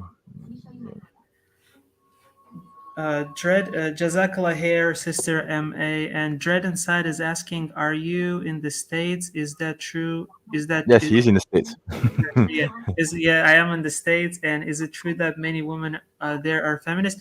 Ahi or Ukhti, He's a Ahi. unfortunately, It's a guy. yeah, unfortunately, like there are women here that are feminist, but the thing is like the feminism right now is not the same feminism that it was how it started. Because before, when it started, feminism, they wanted to get the same rights as the rights that were granted to the Muslim women, right? When Islam came. But unfortunately, now feminism has turned more into hatred of men and women trying to be like men. You see what I'm Yeah. saying? Like, Yeah. Yeah. yeah. Yeah. That's true. That's true. That's So true. Yeah. it's like that. If you say if you say something like, oh, I believe that, for example, right? It's like, I value the traditional values. I want my wife to look after the kids while I'm going out to work, right? Yeah. And I mean, you're most likely going to be called a misogynist. So Yeah. Yeah. I can imagine. Yeah. Yeah. Can imagine. Yeah. Yeah. yeah. Yeah. How is Fortunately in Malaysia, you still don't get that yet. But I can see that it's starting to creep in, and it's very dangerous. Okay, yeah, it's starting to creep in. Unfortunately, I yeah. feel like everywhere, and I feel like the thing is like people don't like what I kind of realize is like people most of the time they don't really know what it means, like what things, like for example, like feminism or other movements, like they don't really know what they mean. But because a lot of people follow them, they're like, oh well, I'll follow it too. Yeah, yeah, yeah. That's right. That's right. That's right. Yeah, yeah, yeah. True. Yeah. Yeah. Mm, mm. Yeah. Yes, brother. Yeah. Yes. Has anyone joined today? Ask you any questions or? So far only brother Aladdin and you have Oh, come onto the okay. live stream. Other than that, no one else. But it's okay. I mean, there are a lot of viewers though. We have about 8 viewers right now watching this live stream. Okay. Ahi, so since Alika is here, she was asking me in the chat. I'm not sure why she's not asking it to you, but she was asking me on Discord. Can you please, if you have the knowledge, inshallah, explain about the preservation of the Quran and why we believe that it's preserved? Oh, I Because do. I do. yeah, Inshallah. Yeah. yeah, Yeah. I can do that. I can do that. But he or she needs to give a specific question first before I answer because the topic is very large, right? So yeah. So she's yeah, like, she's I'm gonna narrow it asking down. like, why do we Yeah. from what I remember, the question was, why do we believe that the Quran is preserved? Yeah, yeah, yeah. He or she should read this first. Actually, yeah. So I have this book. So it's actually a very good book, mashallah. You should get this book, brother. Oh yeah, Yeah. that's So yeah, it's yeah, yeah. MM Asami. Yeah, this is the one of the books that I have on the topic. So we believe that the Quran is preserved because because we have isnad. One of the most important thing is because we have the isnads. Okay, we have a reliable chain of transmission for not just for the hadith but also for the Quran. Mhm. And we memorize. You see, the thing is the Quran is preserved not just by writing, but it's also preserved by memorization. Okay, we know this. Okay, and until today we still anywhere in the world we can recite Surah Al-Fatiha, for example, and with exactly the same intonation, exactly the same sounds, right? So and also, okay, one of the reasons why we also believe that the Quran is preserved is because, well, we know the history of the Quran, how the Quran was preserved. So during the battle of I don't remember. This was during the time of the first Khalif Abu Bakr. So there was this battle involving a lot of Hufaz of the Quran. Unfortunately, a lot of them became shahid, became martyrs. So Abu Bakr was worried that if everyone dies during warfare, then no one will be left to memorize the Quran because not everyone can memorize the whole of the Quran, right? So Abu Bakr, he committed the Quran to writing. So he appointed a committee headed by Zaid ibn Thabit to write the Quran, to compile the Quran into manuscripts. And this mushaf, this one copy of the Quran, he kept it under. He asked the wife of the Prophet, Hafsa, who was also the daughter of Umar, to keep this copy. So this is the definitive copy of the Quran in manuscript form. Then fast forward several decades later, during the time of Uthman, many variants of the Quran, pronunciations of the Quran started to appear because Islam was spreading throughout the empire. So throughout the region and became a huge, not it just didn't just become a regional force, but it became a empire throughout Yeah, the whole of Arabia, right? So a lot of people were pronouncing words of in Arabic in different ways, which were not which were not which was not how the prophet himself taught. yeah, So Uthman was worried about this. So he took this copy which Hafsah kept. He made copies of this manuscript, this definitive copy, and he sent it to every corner of Arabia. Sorry, not Arabia, towards every corner of the empire, of the Islamic empire at the time. He collected variants of Quranic manuscripts which were not part of this manuscript, and he burned them. Okay, and so that is why until today we have this definitive copy. Okay, this yeah. copy is the same copy which was made during the time of Abu Bakr and was kept under with Hafsah all this while. So that's it. So this is why we believe that the Quran is preserved. It's not like the Bible. You see, the Bible was not even compiled until the second or the third century. Okay, We did not even have a canon of the Bible until the 3rd century. Whereas in Islam, right, even during the time of the Prophet, we already had a copy. We already had a full compilation of the Quran, although it's in oral form. Okay, and during the time of Abu Bakr, we already have a manuscript. We already have a full mushaf of the Quran. This one definitive copy in written form. So this is the reason why we believe the Quran is complete. Okay, so yeah. Yeah, I mean, and also, even till this day, we still have, copies that date back to, one of the Yeah, oldest copies we have, the Birmingham yeah, Quran that has yes, been carbon dated to exactly. time. That's one of them. Yeah, that's one Yeah. of them. Oh, we have a non-Muslim here by the name of Hunter. He's coming. I think. Hi, Hunter. Okay, I'm going to bring him on. All right. So I think he's an atheist, by the way. So hi Okay. there. Hey there. Hey, good Hi. to see How you are you? again. Yeah. I heard you got a Yeah. new job. Congratulations on that. Yeah, I did. I have a new job now. Thank you. Thank you very much. Yeah. So don't worry about the background, right? My nephew is watching television. Okay. Oh, yeah, no problem. Yeah, I've Yeah. been real So busy on weekends lately. I've got a yeah. kind of an So online meeting going, but it's kind of yeah. slow I think you tonight. were So here about a few weeks back, right? You were here on my live stream for a about few three weeks weeks back. ago. Yeah, I think so. Yeah. That's right. That's right. Yeah. I was a bit busy myself as well. So yeah, but I try to have this every weekend. So yeah, Alhamdulillah, it's still running. Yeah. So I'm glad that you decided to join today. So yeah, Sure. what's the topic Um, today for you? so you live in Malaysia, right? I'm Malaysian. Yes, that's right, and I live in Malaysia. Yeah. So Although I mean, I don't mean. I like to show this. I like to show this off a lot.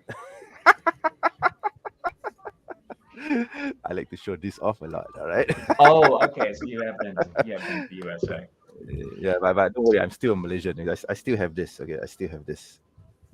Yeah, I still Yeah. have this. So Right. Okay. Yeah. right. Gotcha. Yeah, I've Yeah. never been to Asia. I've never been to any part of Asia You myself. should. I You hope should. to take a trip there. I'd love to see maybe Korea or I don't know about Indonesia. Maybe Indonesia or Malaysia. I would have to look more into that. Anyway, so the reason I Sure. brought it up, I was wondering if you heard about this, and I don't mean to be accusatory or anything, but this is just kind of one of the things that gets my attention.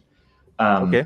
There's apparently a film that's going to be released soon called Mentega Terbang. Oh Have you heard yes, about yes, this? I know. Yeah, I just talked about Yeah. this Did you talk in my about live this stream earlier? earlier. Oh, No, okay. it's not Sorry, I released. wasn't around. He has already been banned. Actually, yeah, It's been it's already banned. been banned. Yeah, it's been banned. Yeah. Okay. And I noticed that there was some death threats and stuff going on today. Yeah, There was I don't acid agree with those. thrown on this Yeah, I guy's don't agree car. with those. Yeah. Yeah, unfortunately, those things happen because we have psychopaths in society, regardless whether they are Sure. Muslim or not. Sure. So, unfortunately, these Um, people, they claim to represent Islam, but they don't. Okay, I myself don't yeah. agree with that. Sure. I Sure. criticize the film. I I criticize the understand that. film, I understand that. but I don't condone this kind of behavior. Right? Yeah. Okay, but you Yeah. do think the film should be banned, though, right?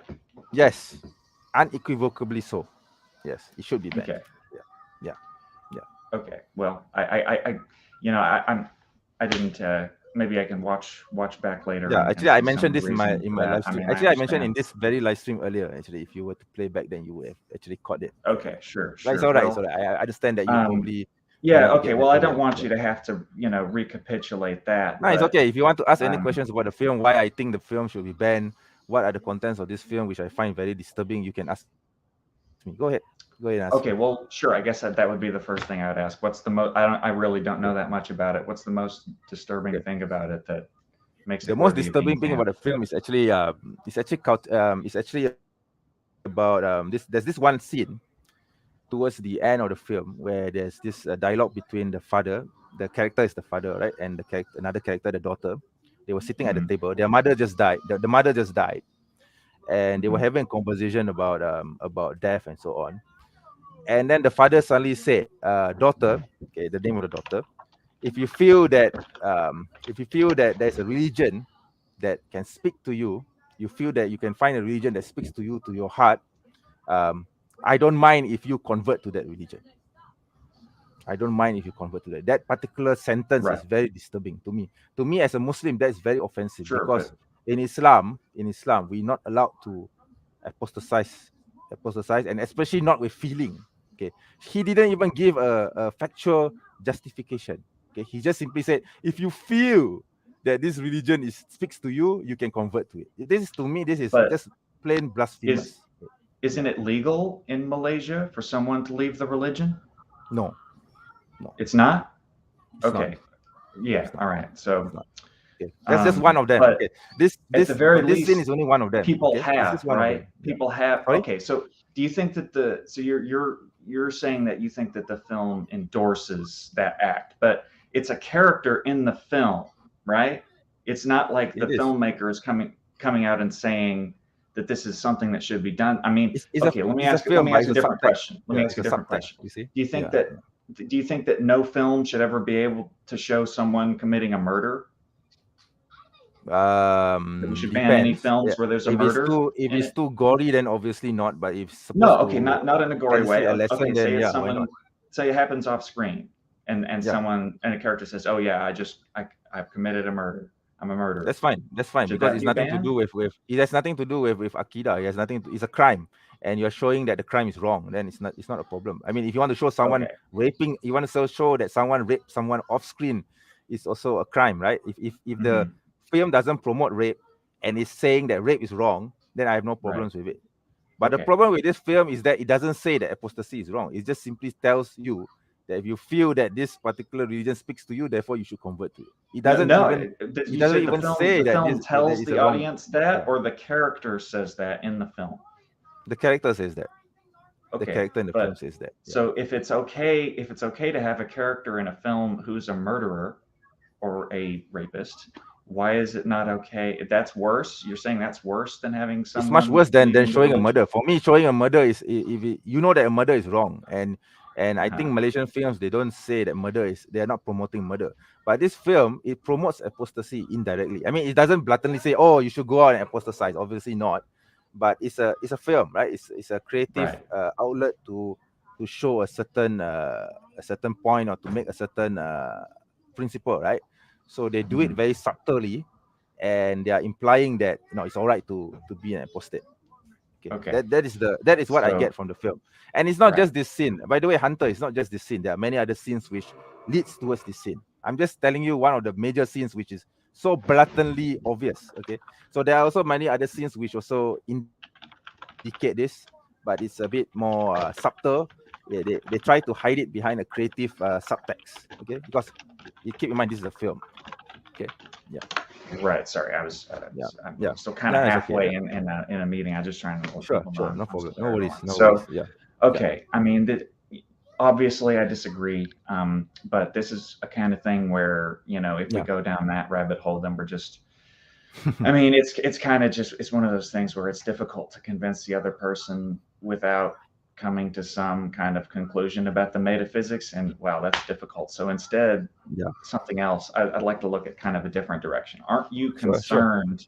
Aren't you concerned that, I mean, that things like this happening are going to be damaging to the country of Malaysia in the international era that we live in? I mean, aren't you worried that there's going to be a backlash because of things like this happening, because a film gets banned just because someone mentions the possibility of leaving Islam? I mean, no, I don't think so. Can you imagine in a Western country? I mean, if this, if there was, okay, so let's say, let me give you an opposite example. What if there was a film in a Western country that mentioned, a character saying, oh, I should, let me think, something that's really controversial, that they should, like, I'm trying to think of something that would be like a great point of contact. Oh, hey, Wendy, what's up? Yeah, sure. We're busy wrecking the school or whatever. Yeah, that got old quick. Hello, Hunter, you're freezing. Hello. Really? Well, now we just. Oops, I think okay. You just sorry, you froze for a few seconds. Maybe you can repeat the last point. Okay, yeah. So if there was a Western country, and I mean we've had things like this, you know, the whole when someone burns a Quran, or when there was this movie, I think, what was it called, the Theo Van Gogh movie, and there's there were all these boycotts and international pressure and all this stuff. So it kind of feels unfair, because it feels like, I think a lot of people in the West feel it's unfair because they feel like they are having this other part of the world tell them what they can't say in their media and in their culture, but at the same time, that other part of the world also says, you know, has you know, they react like it's horrible when there's any pressure the other way, right? Like if there's any, I think Muslims have been very consistent in I think Muslims have been very consistent in banning or opposing this kind of films. Anyway, I mean, if some film like this were to happen in the West, I think Muslims there would oppose as well. So in Malaysia, because we have the authority to clamp down on this film, which is why it's much more easier to go through this without much fuss. Because I think if this film were to be released in the US, for example, I think the fuss will be a bit longer. Okay, it won't be hush in just a week. It will be dragging on for maybe 2 months, 3 months, because a lot of people will be opposing it. A lot of people will be for it. So there will be. I don't think there would be any. I don't think there would be any public pressure against this film in the U.S. if it's what you said. Because no, I mean, I'm talking about films of this nature in general. Oh, okay. Like in general. I'm not talking about this specific film. Okay, like an equivalent. Okay, like for example, we'll say a film that advocates gay conversion therapy in the name of Islam. Exactly. You know, I think a lot of people would protest against that. Yeah, but it wouldn't be obviously banned. If such a film were to be produced in Malaysia, it would be banned immediately without any fuss. There won't be even a whimper of opposition to it. Okay.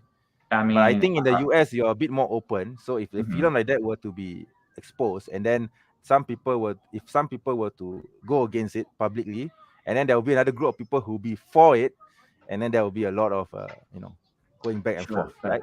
Yeah. I mean, isn't this going to kind of escalate the international culture war between countries like Indonesia and Malaysia and the Western countries, though? Because I don't believe that Mentega Terbang represents our culture. I don't believe that they represent the film industry in general. We have so many other films which represent Malay culture, Islamic culture.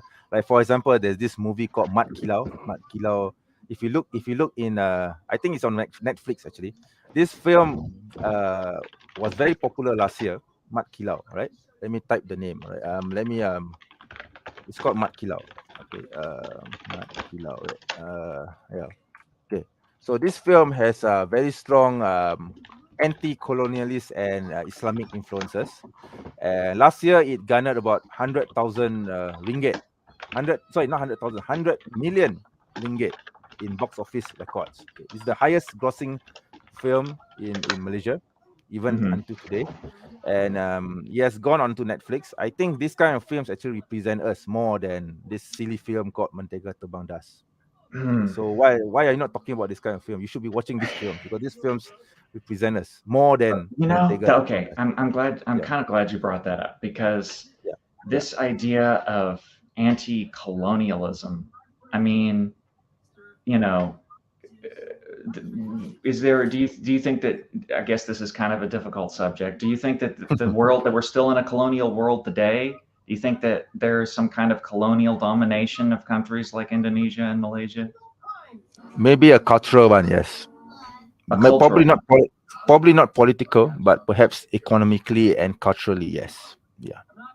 Okay. And do you think that the fact that in England, for example, that you can't show a film that Muslims don't like in England, do you think that that's a form of cultural colonialism?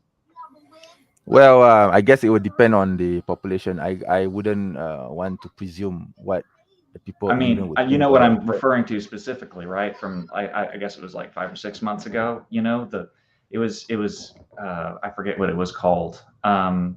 You know, you heard about it though, right? The boycotts. This film had to be pulled from theaters in England. I'm not really sure what you're referring to. Maybe you can enlighten me. Oh, yeah. Okay. Let me see if I can find it here. Yeah. It was called Lady of Heaven, The Lady of Heaven. Oh, that story. Okay. Yeah, Right. yeah, Yeah, and it says they weren't able to yes, show it. They weren't able to because show it. because There were it was protests. offensive, and yes, Shia tendencies. Okay, I think he was insulting the prophet, insulting the I, Right. prophet's companions. Yeah. I think they did show it in some movie theaters. However, like that movie, from the trailer, it was Yeah. portraying a very wrong image of the Yes. history.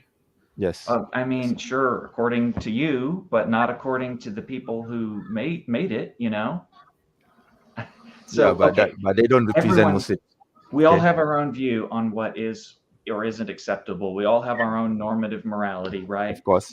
And but it seems like if there is it seems to me, frankly, like if there's any kind of colonialism going on at the moment, it's going against liberal democracies, not against religion. And I know Malaysia is officially a Islamic state or Islamic Republic. We're not whatever. Islamic state.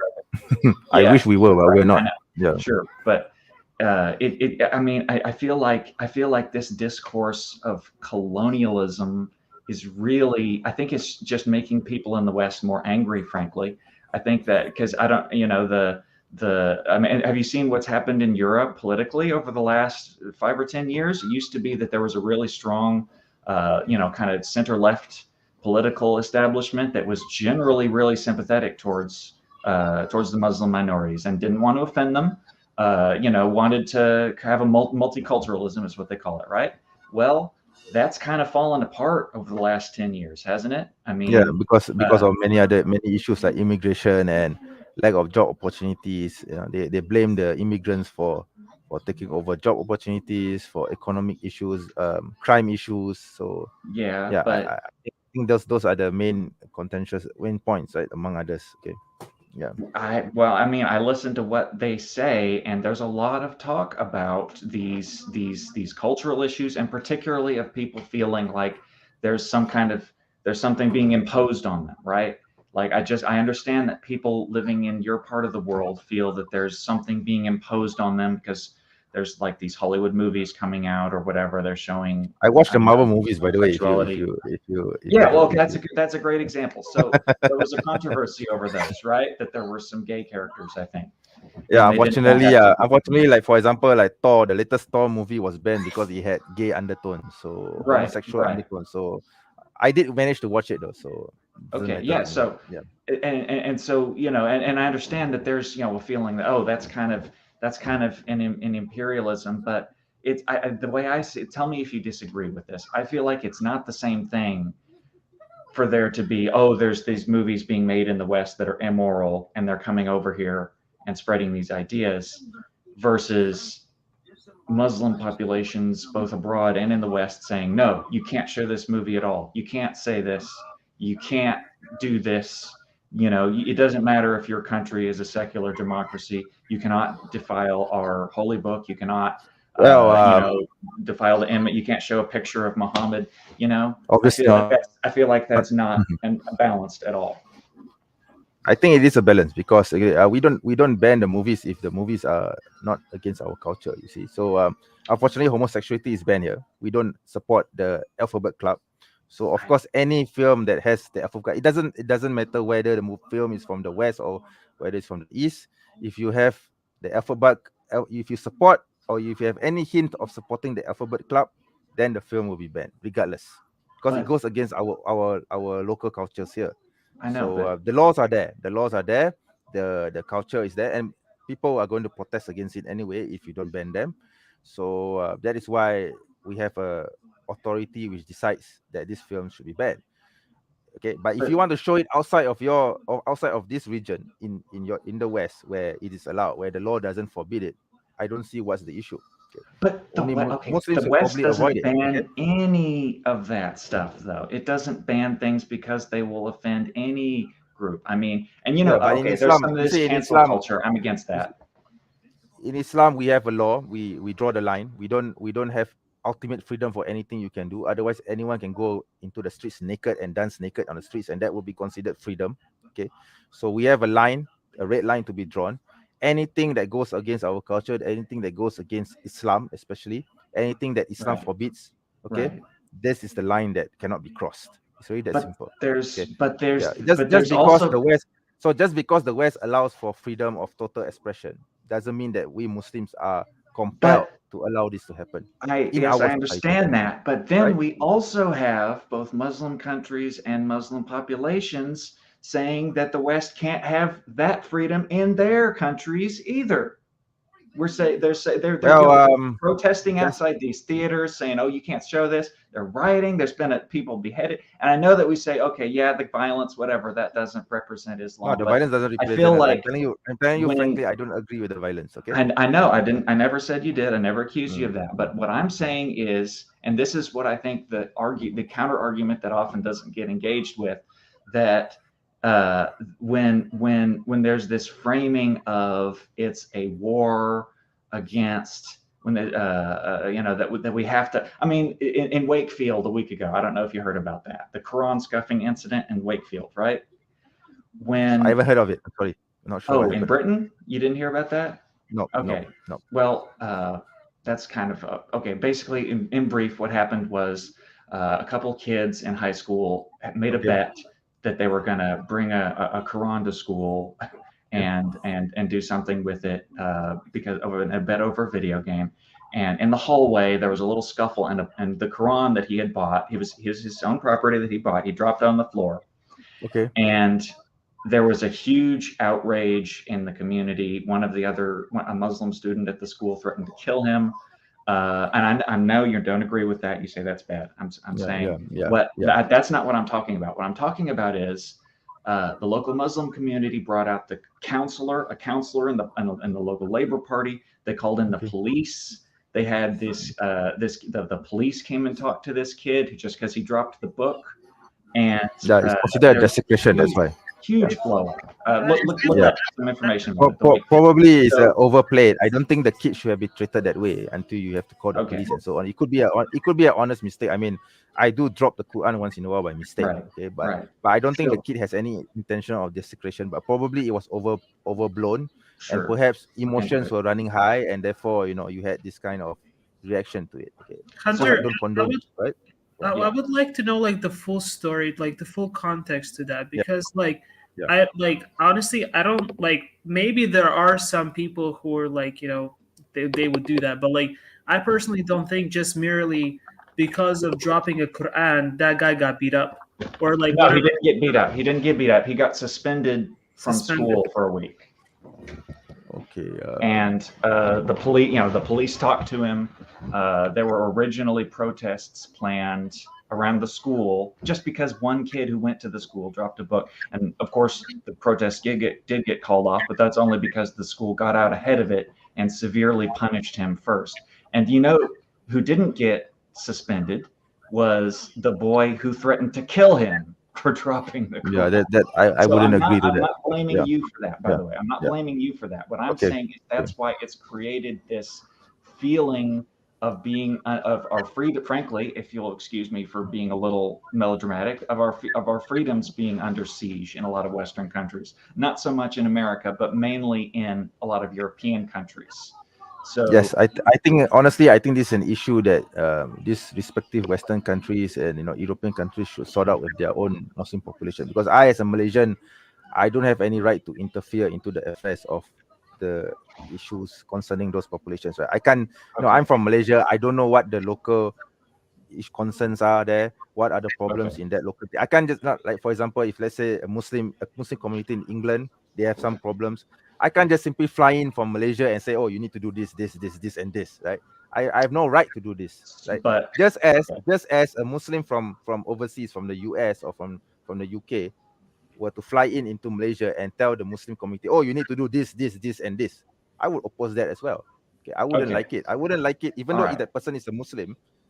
Even though that person is a Muslim and he shares the same religion as me, he doesn't know about my culture, about my context. So if this guy were to just suddenly barge in and comment about whatever is that's happening in this country, and I don't agree with him, what right does that person have to comment, right? So it's the same thing. I can't just simply barge in. I don't have any right to do this. In principle, but what I you're can, saying... but what I would say though is that this is an issue that I think both sides needs to go down their moral horse. Both sides needs to tone down their ego. Okay, I'm not saying that the Muslims are not at fault. I think the Muslims may have been at fault too, and I think the Western governments or the Western population may have been at fault as well. Both needs to climb down their high horses, need to tone down their ego, and they need to speak to each other. They need to have a dialogue with each other to understand the problems.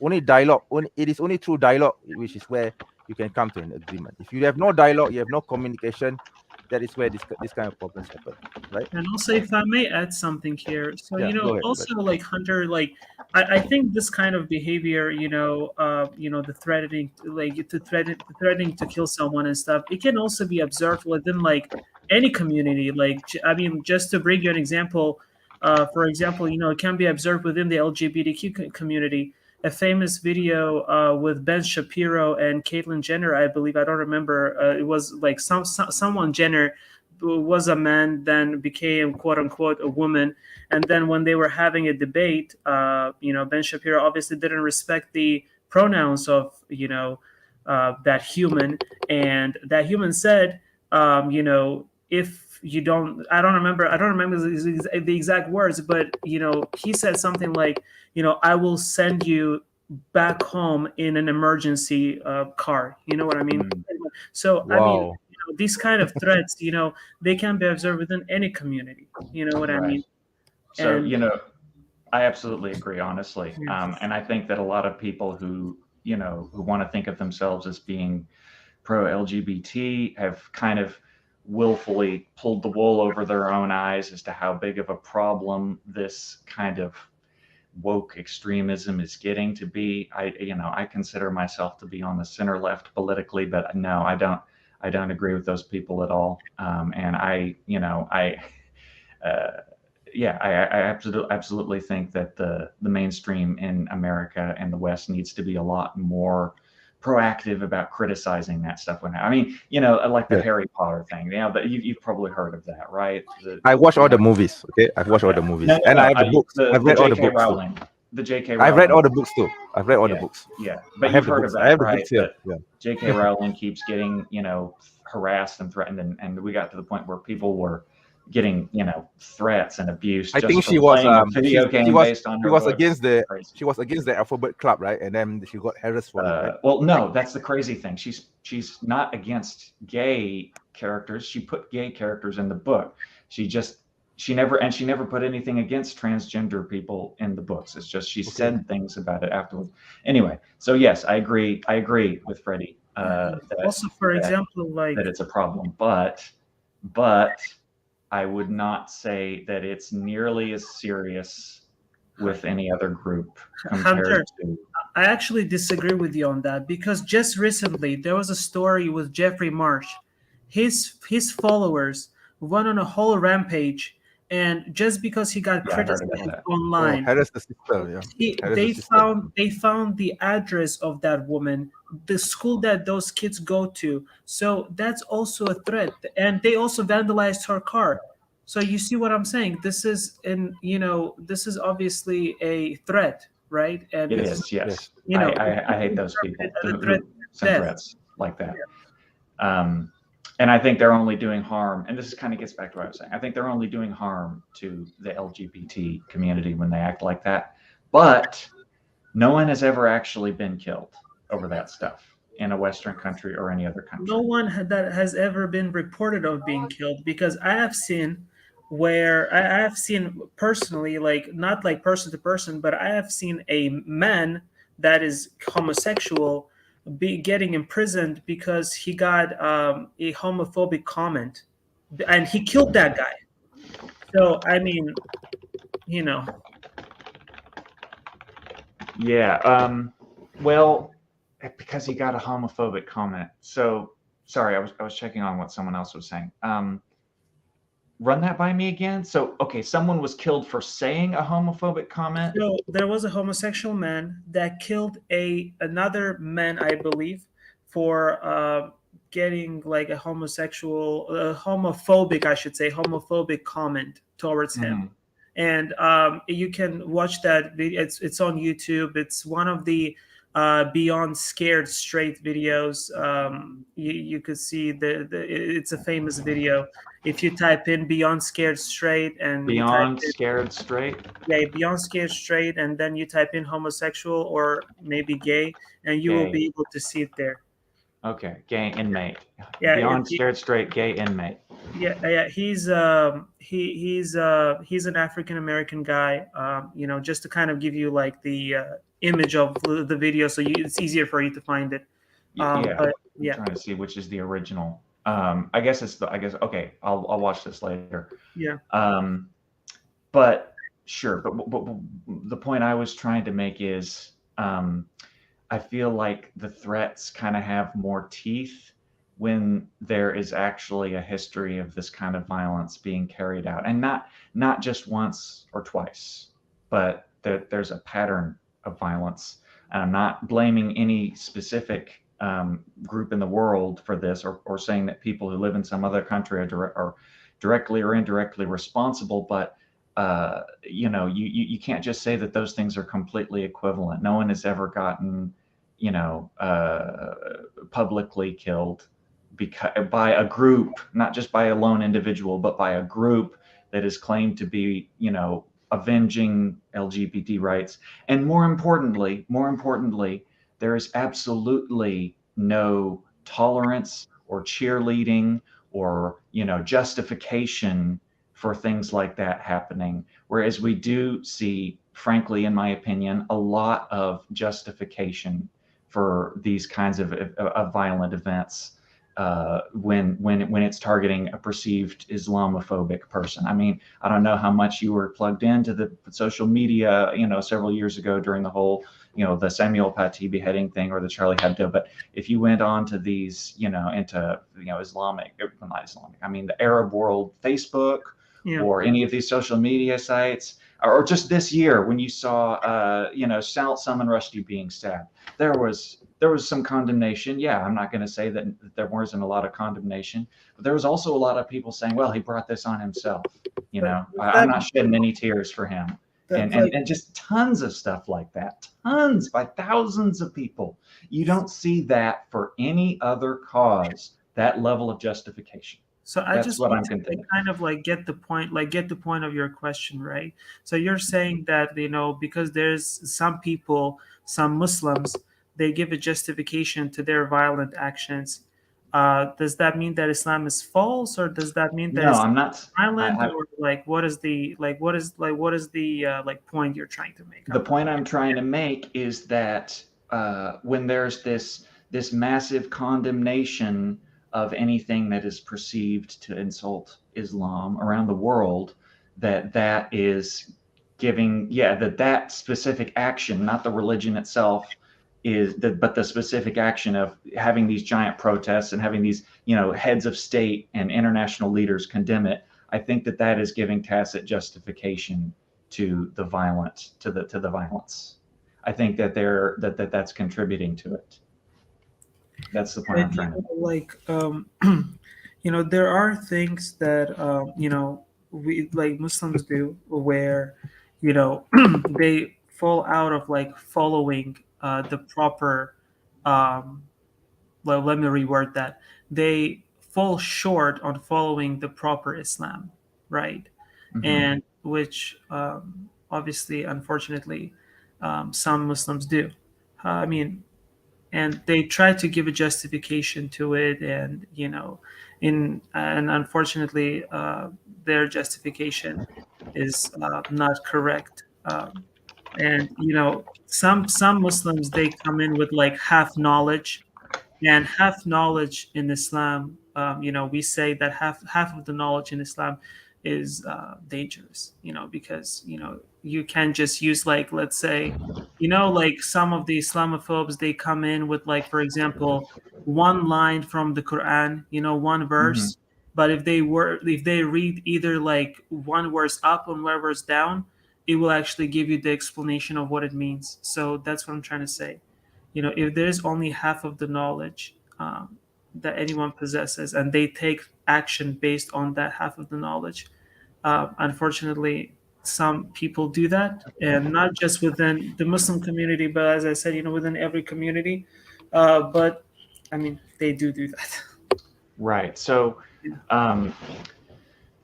okay, what I'm saying is the what's causing the problem is, okay, we could say it's not justified by the Quran or whatever, but it's not just random people on the internet that are getting involved in this. It's like the leaders of heads of state, It's Imran Khan in Pakistan. What was it? They kicked out the French embassy.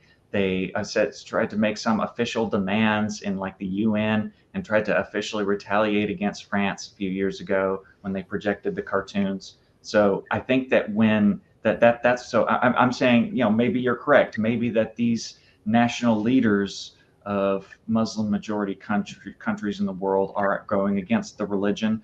As I've said before, I don't really believe that there is just one true interpretation of the religion, but I know we don't agree on that.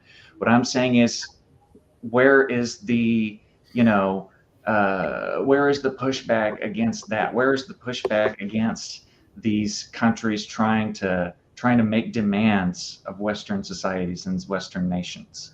I don't see any protests against. I see lots of protests in favor of this kind of trying to impose blasphemy laws on Western countries, but I never see any protests against it, and that kind of bothers me.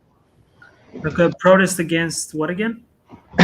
against like these, they organized a boycott of France, right? They and what was it, that specific thing that they did? I mean, I'm not gonna lie to you.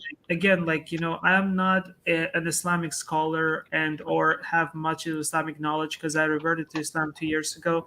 But to be completely fair with you, over the years, France in general, from what I have seen, and they have showed a pretty Islamophobic side of them. And I'm not surprised that would fire up such a reaction by many, Muslim countries, like you said, Pakistan, Right. and Yeah, there will always be communities which will be more fired up than others. Okay, so like in Malaysia, for example, we probably protest it in a different way, whereas in other countries, maybe even in the Arab world, or especially in the Indian subcontinent, they will actually go down to the streets, they will burn stuff and all this. This is not part of the Malaysian culture, so we don't do this. Right. We protest it. Right. No, that's true. I do know that. Although So there will always we're getting a little bit of there's that. always going to be. We're getting Yeah, a so little there's bit going of to be that if different there's reactions, right? acid getting thrown on the car of this director. No, and getting that is dealt with, over the so. top. That's not something I condone it, right? I know but- you don't. I know you don't. I'm glad yeah. you don't. But I'm saying that you can't say it only happens in Pakistan or the Arab countries. It just happens. There will always be, like I've mentioned earlier, there's always going to be people who are psychopaths and who claim to be defending Islam or pretending to be Muslims, thinking that they're defending Islam, and then they resort to all sorts of these ridiculous things like throwing paint and throwing acid. That's ridiculous. And doing basically it's vandalism. Okay? In Islam, vandalism is haram, it's forbidden. So I actually have one other question that's kind of unrelated, although it's kind of semi-related, but it's kind of seems to be like there's sort of a dissonance here. So I've been trying to look up a little bit about the question of economics and what they call Islamic economics. So in Islam, riba, which is charging of interest. Usury. Riba usury. It's pronounced usury. Yeah. Okay. Usury. Okay. So that was what it was called in Europe traditionally. Usury. So that's completely forbidden, right? It's not one of those things where there's some conditions where it's allowed. Like if you're starving to death, you can eat pork, right? But yes. Tell me, is there any conditions under which usury is allowed? Well, if you're talking about the Malaysian context, there has been a fatwa where the scholars say that it's allowed because in a condition whereby there is no economic system, there's no alternative to the Islamic economic system, and everyone is trapped into this trap of riba, of this system of riba, then you have no choice but to engage in it. Then yes, you are allowed it for as long as this system exists and if there's no alternative to it. But if an alternative starts to present itself and you can actually withdraw from this riba system, then you are compelled to leave this usury and go to the Islamic system. Yeah. And what's your This is the opinion on Malaysian that? fatwa, by the way. I think Yeah, I in other know. countries That's they what the may have country different says. fatwa, right? What's Yeah. your opinion? Do you think do you think I that follow that's the country. okay? I follow. For me, yeah, I follow the country because this is a it's a darura, right? Because if you are in a situation where there's no choice but to engage in this, and if you don't, you will starve to death or even worse, then you don't have a choice. But if you are presented with an alternative, an Islamic Mm. alternative, then you should go for the Islamic alternative, obviously. Do you think that that is the only option, that it would literally not be at all possible? And we're talking about the country of Malaysia, right? That it would literally not at all be possible for them to stop using the usury of the global banking system without literally starving to death. That's the only option. Yeah, I think no, I think in Malaysia, especially, we already have the alternatives to usury, so it's not an issue. Yeah, For example, You Hunter, do? There's not any there's not any banks we that have we have sorry. we have an Islamic banking system in Malaysia. for example, Hunter, like Yeah. I'm in the States, and I'm trying my best to avoid interest as much as possible. Meaning, like I don't have a credit card. I mean, I do have a debit card, but I don't have a credit card. I don't have a savings bank account. None of the things that constitute interest, right? Mhm. So at the end of the day, we are in the time where interest is everywhere. But again, we are not permitted to deal with interest because if you read Quran chapter 2, verse 278, all believers fear Allah and give up outstanding interest if you're true believers. And the next verse says, if you do not, then beware of a war with Allah and His Messenger. But if you repent, you may retain your principle, neither inflicting nor suffering harm. Hmm. Yeah. Yeah, Okay. I will agree with that. Yeah. Okay, but I mean, you've not been able to completely avoid it, right? Have you been using credit cards? Have you been using, I do I use assume you credit don't cards, have but a I always pay mortgage. them. No, I don't. I don't have a mortgage. I haven't bought a house yet. No, sorry, I was talking to Freddie actually. Yeah, I Because don't you're know. living in America where it's really hard to avoid. Yeah. So, I don't. Yeah, I've never taken a mortgage. I've never taken like student loans or anything like that. So Mm. yeah, I don't have any of that. I'm trying my best to avoid it as much as possible. Yeah. Right. But okay, Yeah. so this is, I mean, I think this is one of the things that's honestly not discussed enough because people act like the whole finance thing is kind of peripheral to the conflict between, the Islamic idea for the world and the Western idea for the world. But I actually think it's much closer to the center. I think it's a big deal. And, Okay. and what I'm saying is, you're saying, okay, when a good alternative comes along, we'll go to that. Do you have any idea of what that alternative would look like? Not in the future, but if there was a good enough idea that we could move to right now, is there an alternative like that visible? Do you think? Are you asking me? Yeah, MENJ. Yeah, we have like I said, we have an Islamic banking system in Malaysia. There's I'll have Islamic to look more into that. there's Islamic loans, there's Islamic credit cards, there's Islamic this, Islamic that. So those credits, they don't have the concept of riba. Don't have they're not the same way as, definitely not it's not run in the same way as the conventional system. So Muslims in Malaysia are given a choice. Either you go for unfortunately, there's no law forbidding you from going for the conventional system. But of course, Muslims, if you are believing Muslims, obviously you will be encouraged to go towards the Islamic system. So we have this. Okay. We have this alternative. Okay. Okay, so Yeah. if I In Malaysia, apologize it's if not. this seems kind of like a boring topic, No, but it's what okay. I'm No, it's but okay. I have a point that I'm getting at here. So the point All right, is sure. that that all of the the Indonesia and Malaysia and the Arab countries, they've all learned to, for the moment, live with this system of usury in the world, right? Because it just can't be Okay. avoided. They have to do business internationally. They have to have you can't they don't want to starve. Yeah. They want to have prosperity. Why is it okay to do that for usury, but not for example, homosexuality? Why is it more important I think in terms of for that?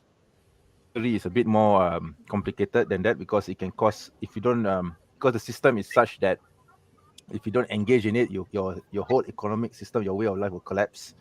So for those countries or for those systems which still rely on this, they have no choice but to engage with it. We have to tolerate it until another system arrives.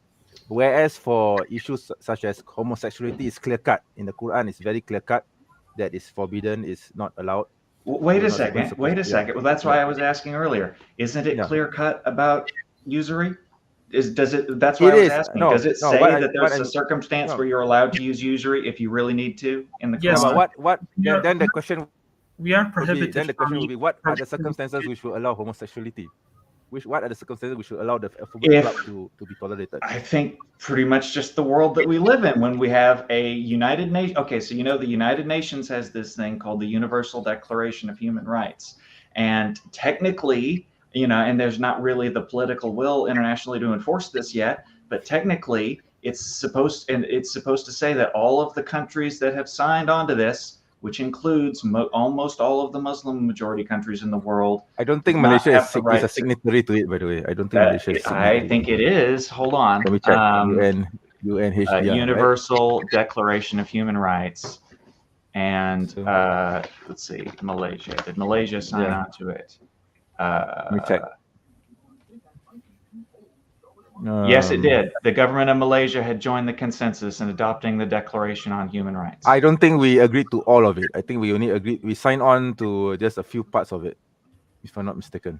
Okay, well, I'll want to look some more into that. Yeah, yeah. I don't want to We probably bog down affirm going into the details right we now. probably affirm certain basic rights like freedom of expression and certain freedom, democracy, Okay, but etc. But we don't sure. we don't not the ones which involves the alphabet club, right?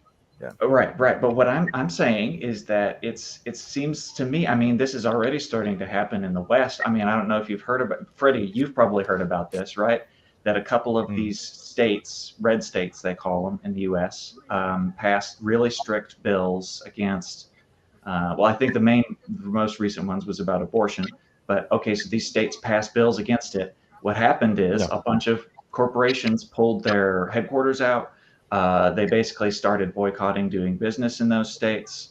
A lot of people, were losing their jobs. Millions of dollars from the state economy was lost.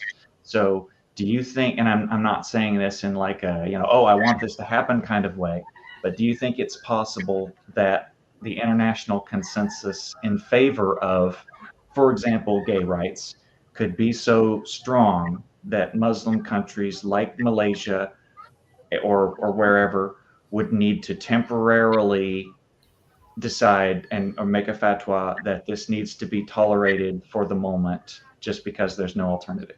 Because they've done that for I don't. So Is that for Freddie or for me? yeah, so he's just Both. talking to me. So Let Freddie answer first. so what I'm saying is that, like, obviously the homosexuality and usury, riba, interest, right? They're prohibited in Islam, and they're clear in the Quran, their prohibition, right? I'm not familiar with the fatwa about the interest in Malaysia, so I can't speak on that. For me, what I'm saying is that it's prohibited, it's haram, and I'm not engaging in it, and I'm trying to avoid it as much as possible, right? And I will come to the question that you have. And also, this was prophesied by Prophet Muhammad, and from what I see, that the hadith, it's weak, but it says a time is certainly coming to mankind when only the receiver of user will meet. And if he doesn't receive it, some of the vapor will reach him. So the hadith is weak, but you can see the connection there. So, and as far as the gay rights go, I mean, what is, like, under what circumstances, the Muslim apologist MENJ said, would it be a necessity for gay rights in, like, Islamic countries? For example, let's take an example, right? Like, under what circumstances would it be necessary for homosexuality to be permitted in Saudi Arabia? That's a good question. Well, MENJ, did you want to say something to that, or do you want me to respond first? Yeah, I can actually explain this. Let me explain the Malaysian position, right? So I Sure. can't speak for other countries, but I can definitely speak for Malaysia. So with regards to the dichotomy between gay rights and usury, I'm not saying that I support usury, right? I'm not saying at all in the least. I'm just saying that if there are certain situations which makes it unavoidable for usury to be practiced because it will lead to a greater problem, like for example, a collapse of society or whatsoever, then unfortunately will have to continue until such a time when there is an alternative economic system, which a halal one, which can be enforced. Okay. Right. In Malaysia, we don't actually have this problem because we already have such an alternative. Okay.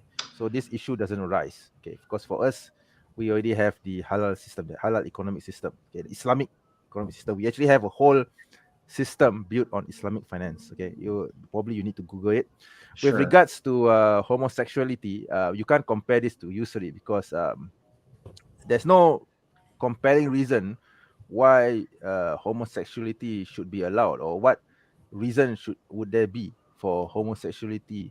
If let's say we don't allow homosexuality, will it lead to a collapse of society if we don't allow homosexuality to be allowed? So even if there are economic sanctions, or even if there are political influences, we can still weather the storm. We are still strong enough to weather the storm. So I don't see in what condition or what daura or what circumstance would there be a situation where we will have to tolerate homosexuality, and that it should be allowed until such a time when it can be disallowed. There's no such condition that will happen because Malaysia has been always opposed to the Alphabet Club for so long, and we Right. don't have any problems economically.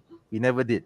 Yeah, Right. and I But think okay. It's never an So issue for I guess us. okay. I guess Yeah. something to clarify. Are you pretty much saying that you're okay with the way that, let's talk, and I'm not just talking about homosexuality, I'm talking about various things, but with that specifically, you're pretty much okay with the way the Malaysian government is handling that right now? You don't think it's too permissive? MENJ, MENJ, just to kind I'm of, not. Yeah, brother. Sorry. Let yeah, brother so Freddy just to speak. kind of Okay. Go ahead. address, so as in Islam, right? So for example, Yeah. what I'm trying to say is that in Islam, we're not permitted to like spy, right? Other people. So Yes. if in a Muslim country there's a homosexual couple behind the closed doors, they're doing their deed, whatever, Yes. unless four people, four men, four men, right, Mensch? Or four people in general? Mensch? Hello? Can you guys hear me? I think I can hear you.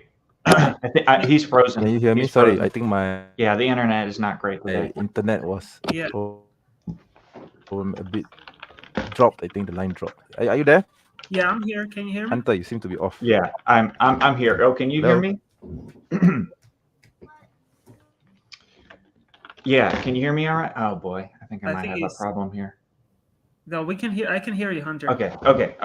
Yeah. So Well, I'm not I don't exactly remember So, if it's four men or four um, people. So unless four men or four people, they specifically see the act of penetration, and they're able to testify to it. Otherwise, there is no Bang, like. kenapa internet tak ada ni? Yeah, can you hear me? yeah, we can hear you. MENJ, you're cutting out a lot. Your image, your picture's freezing up a whole lot. So we're probably unable to hear most of what you're saying. Yeah. So there is obviously like punishment for both, what do you call it? Having sex outside of marriage for men and women as well, right? Mhm. So under Sharia law, if an unmarried couple, they have sex right outside of marriage, Yeah. and again, I don't remember if it's four men or four people, they see it and they testify to it, then there's a punishment for that, right? So Right. what I'm saying is that the same thing would be applied to homosexuality, right? So, obviously we're not allowed as Muslims to go and spy on people to try to see, okay, what is this guy doing? What kind of sins are he doing? Is he doing Mhm. So unless we're able to see that there are unless there are four men and four men or four people specifically see the act of penetration of this homosexual couple, and they're able to testify to it before the judge, then there is a punishment, and there is nuances that go into that, I believe, as well.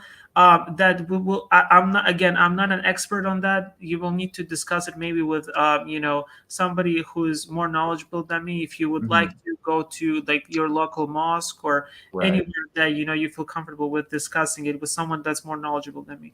So Sure. what I'm trying to say is that, like, in an Islamic country, if you're trying to say, if you mean by homosexual rights is the PDA, which is publicly showing your emotions towards another person.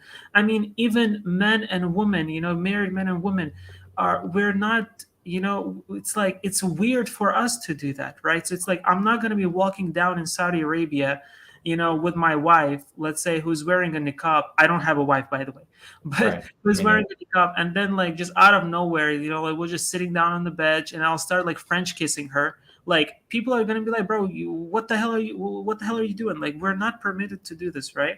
We're not permitted. Would you get arrested for that though? I don't exactly know. Okay, yeah, I should, I think they've this show has given me a lot to research. Hopefully, I'll have time to come back next week as well, and maybe we can continue same this. thing would be like like with homosexuality, right? It's like Right.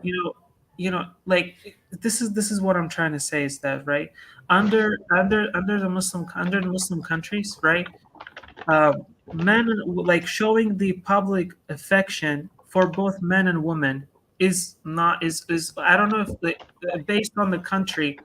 Hi, Menj, welcome back. Yeah, sorry about that. I think my internet crapped on me. I don't know why. Yep. Anyway, guys, you guys continue. Right? So- Thank God. so- the stream No, is I still think alive. he was good. I get what you're saying. So, yeah. It's not spied upon, whatever. Honestly, I think that's just kind of kicking the can down the road. I think in the modern world that we live in, that's going to run it. That, I think that you can disagree with this, but I think that people who believe in this moralistic idea of individual rights are never going to stop challenging that. So honestly, I don't think that the idea that, well, you just need to stay in the closet, you need to never let anyone know that it's not just homosexuality, it's also leaving Islam, right? Never let anyone know that you're in a gay relationship. Never let anyone know that you don't believe in the religion anymore. Never let anyone know that you do this or that, drink alcohol. But especially when it comes to like gay rights and religion, I think that you're just, that eventually people are going to challenge that in a way that you're going to be forced to punish them harshly. And when that happens, I think what you're going to have is this massive amount of international pressure. You're going to have massive, boycotts. You're going in the future, who knows? It could be more than just boycotts. It could be that there's an international, that there's a stronger enforcement of the Universal Declaration of Human Rights, which would force countries, to either officially pull out of the UN altogether, which is going to be hugely damaging to them, or stop punishing people who do these gay things. So what I'm saying is, are we absolutely sure that there can't be the same kind of settlement for some of these other issues that there is for usury? Because it seems like, frankly, the alternative is going to be really, really destructive. And is that kind of destructive international conflict probably just economic, but you never know. It could be more than that. It could actually be real warfare. Is it worth risking that level of destruction to try and enforce this and to try and maintain this state ban on things like this with harsh punishments? Is it worth maintaining a state ban with harsh punishments if the alternative is crippling sanctions or potentially even military action? That's my question. What I'm trying to say is that, like, is there any country right now that's 100% run by the Sharia law? A lot of people would say Afghanistan is. I don't know, because I don't know what mean- the one interpretation of Sharia law is correct. Yeah, I mean, I don't, obviously I don't live in Afghanistan, so I can't really speak for that country. But, as for me, I believe that there is no country in the world right now, unfortunately, that's run by the Sharia law. So, but coming back to your question, on like the alternative of the usury, right? Like, I mean, I would like personally for me, I wouldn't know the alternative to usury unless, for example, right? I go and let's say I go take a loan of like $1,000, right? And then the bank tells me, okay, well, you just need to pay me, back that $1,000. Then okay, great. I don't need to pay the interest on that, right? Hmm. But that's the only like salute, like that's the only like not even alternative. That's like the right way, for it to be, right? But I mean, I don't know if there is a alternative for usury, to be fair, Right. because obviously, like I said, it yeah, I provided you the verse in the Quran. It's prohibited. We are not supposed to be engaging in it, and yeah, I mean, I don't know if there is an alternative for usury, to be fair. Well, and what I'm saying is, Yeah. isn't it possibly the case that there isn't a good alternative to the modern liberal conception of individual rights? And the thing is, under that conception, I'm so glad that you mentioned that you avoid usury, right? You avoid it. You don't have to use it. Yeah. You don't have to, and the same applies to all of these other issues. If you're strongly opposed to homosexuality, you can preach to everyone you know that this is wrong. When you meet a gay person on the streets, you can tell them that's wrong. You shouldn't do that. You can refuse to associate with gay people. You can refuse to patronize their businesses. You can lobby the government you can even go so far as lobbying the government to make publicly funded, advertisement campaigns, in favor of one man, one woman, no cheating. But what you can't do is put people in jail or potentially even execute them because of something that they do with their with consenting adults. Under the liberal society like America, being publicly homosexual, being publicly Christian, Jew, Muslim, whatever that would be, right, is okay, right? Under the liberal.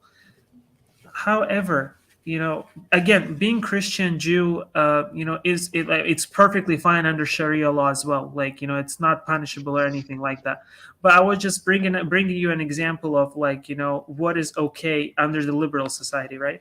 Right. So, and like I mentioned earlier, showing the public affection of the publicity of these things under the Sharia law is prohibited. As in, what I mean is like showing the prohibition of like being affectionate towards like men and women, like being like way too affectionate, like French kissing. Yeah, I get what you're saying. Yeah. Public, Even if you're married. yeah, and like if in or like publicly showing the affection of a homosexual couple under the Yeah. Sharia law, it's prohibited, right? And there obviously, and in liberal society, it's all about individualism, like you mentioned, right?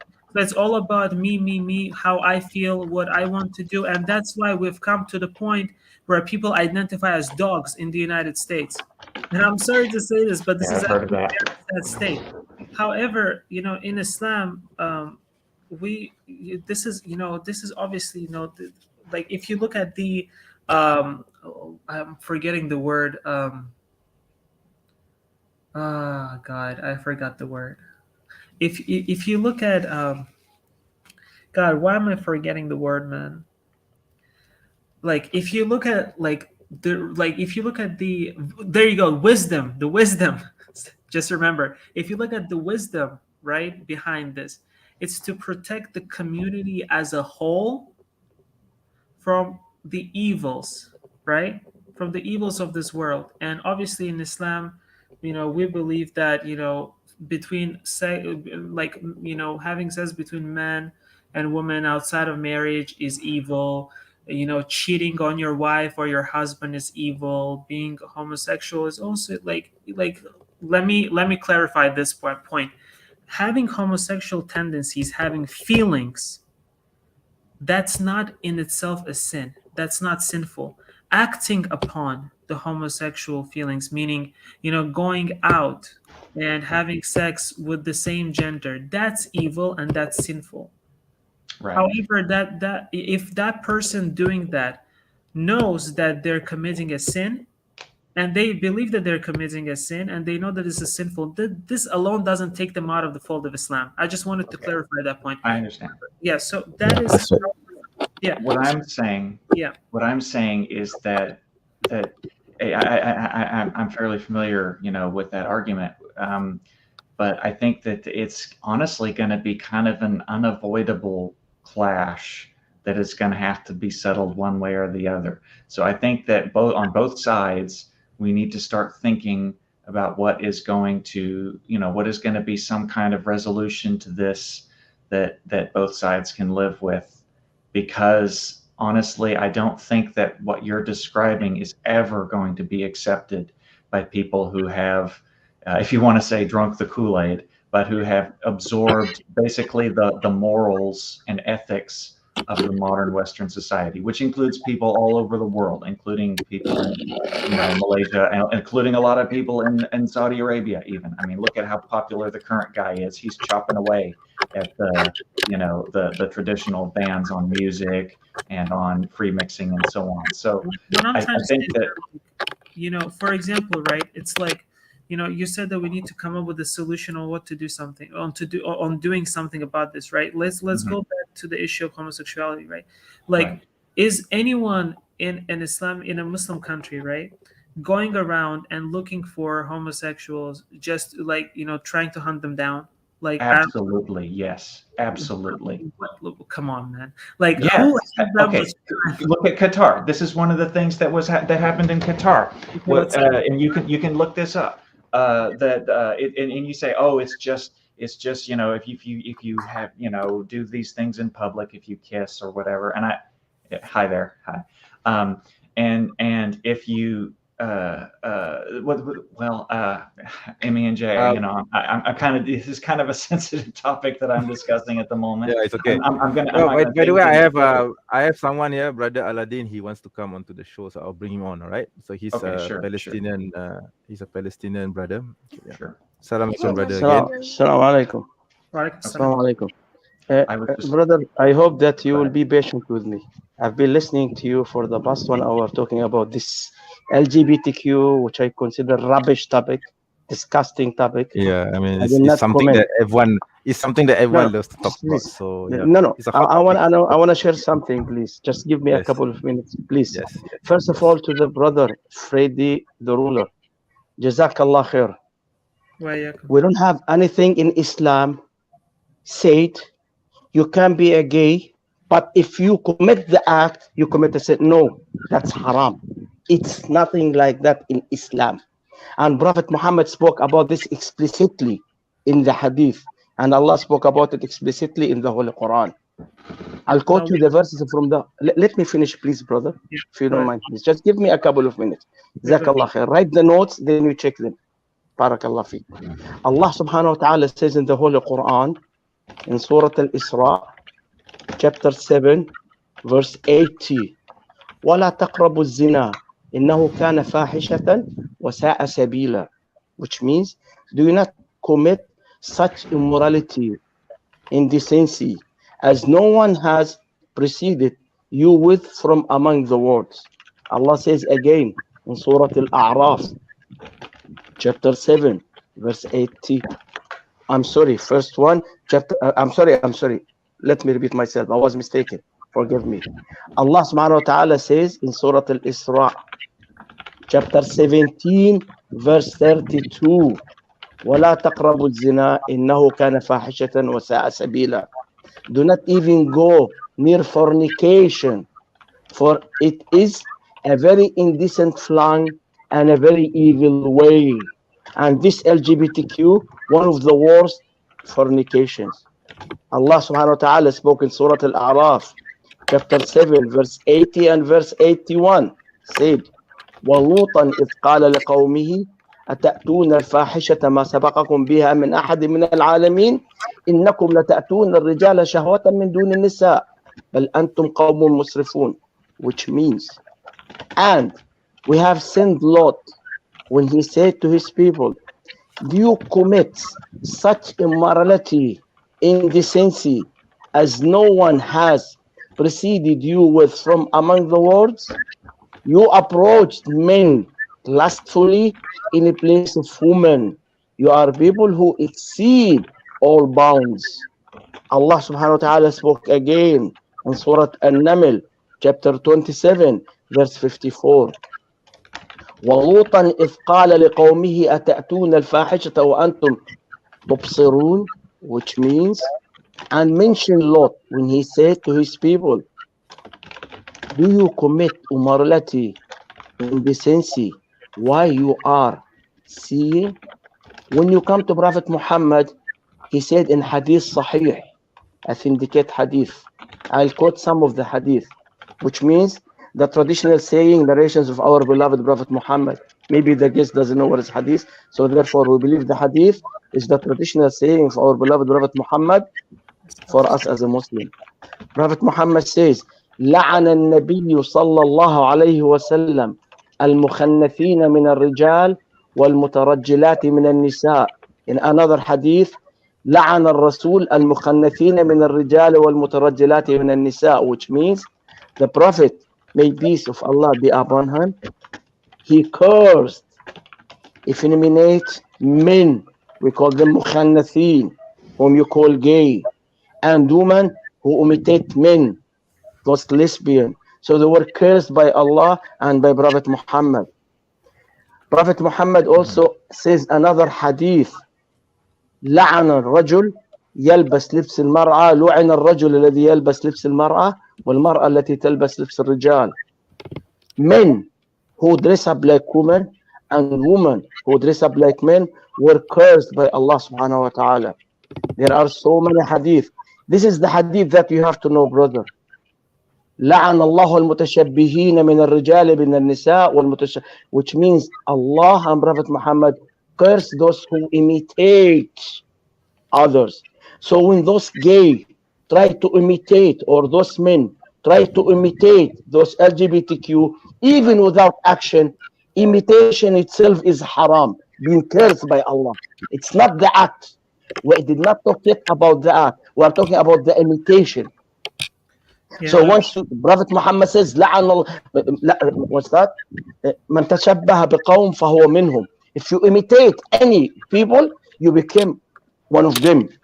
And if you became one of them, you be cursed like them. So whenever those LGBTQ men try to be gay, so they imitate those gays, so therefore they are cursed, even without having any action or any sexual intercourse.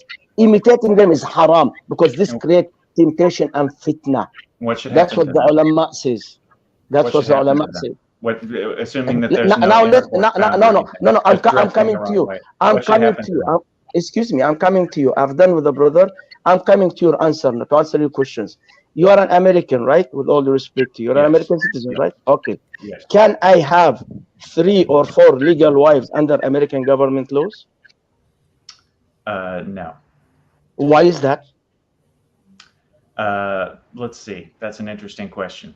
No, let me tell you. I'll tell you what's the point. The point that you have a law, Americans law. So when I go to America, I have to obey and submit to the law of the American government to live among Americans. So in Malaysia and Muslim countries, we have also as well law.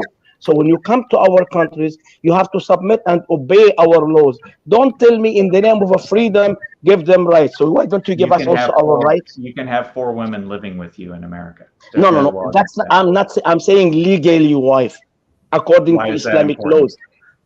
Because it's the law for me, so I have to obey my law. So therefore, when I come to America, it can be a law for you. Why do you need to be legally married under the American system to 4 women? You can have your why you need to be legal? Why you want also legally gay to be under a government which forbids them? In Malaysia, for example, why is that? Because you see, I'm giving you back the same question. Both of them are laws. So if you want me to submit to the law of the United States, when you come to Malaysia or Muslim countries, you have also to submit to our laws. Don't enforce your law on us, like we cannot enforce our law on you. You understand what I'm saying? So I respect your laws, you respect my laws. So you are trying to impose your law on us in the name of freedom and democracy. But me as a Muslim, I cannot impose my law on you in the name of democracy.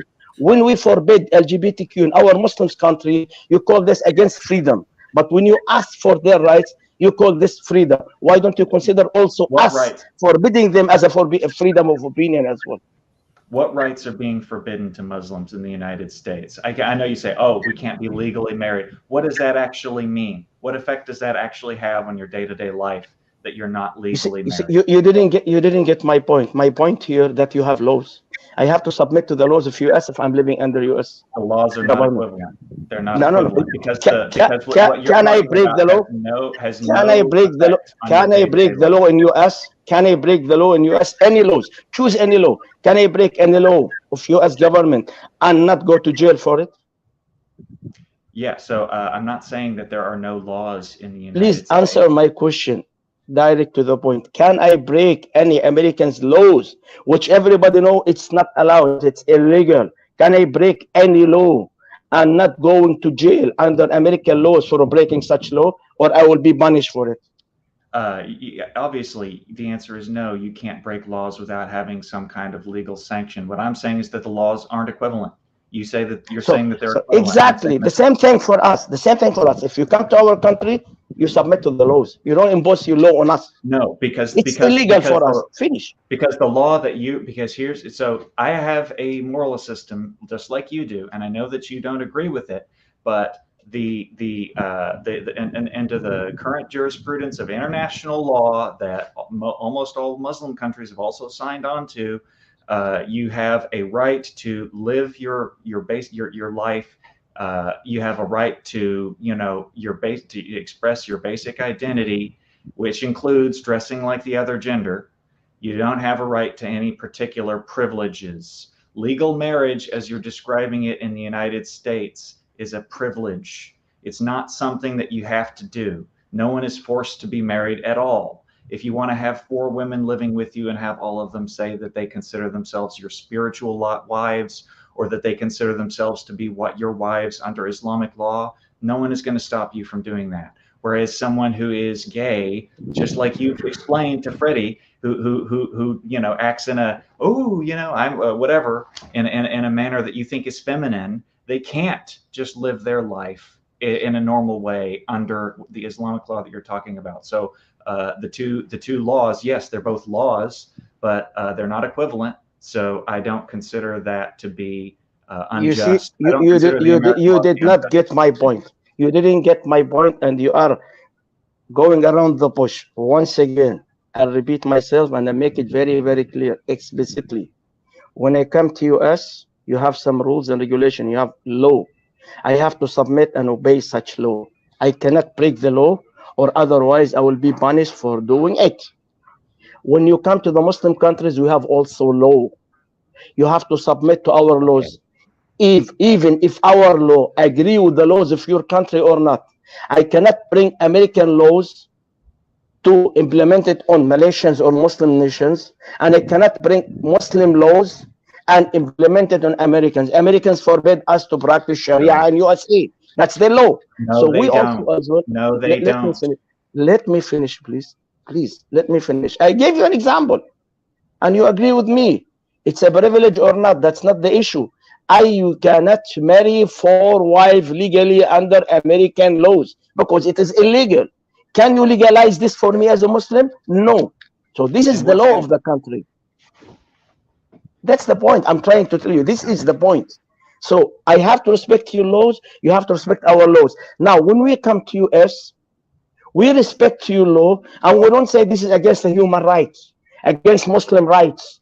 You are not allowing us, so that's against the rights of Muslims. We don't do that. But for you, when you come to my country, no, that's against, you see, gays' rights. You get the picture? That's what I'm trying. I'm trying to give you a picture in both different cases. Now, I have a very simple personal question for you, if you don't mind me ask you, Mr. Hunter. Sure. Are you one of those LGBTQ? No, I don't consider myself gay. Okay, very good. Good for you. Are you willing to sleep on another man like yourself? Please pardon my language. And insert your organ inside his shithole?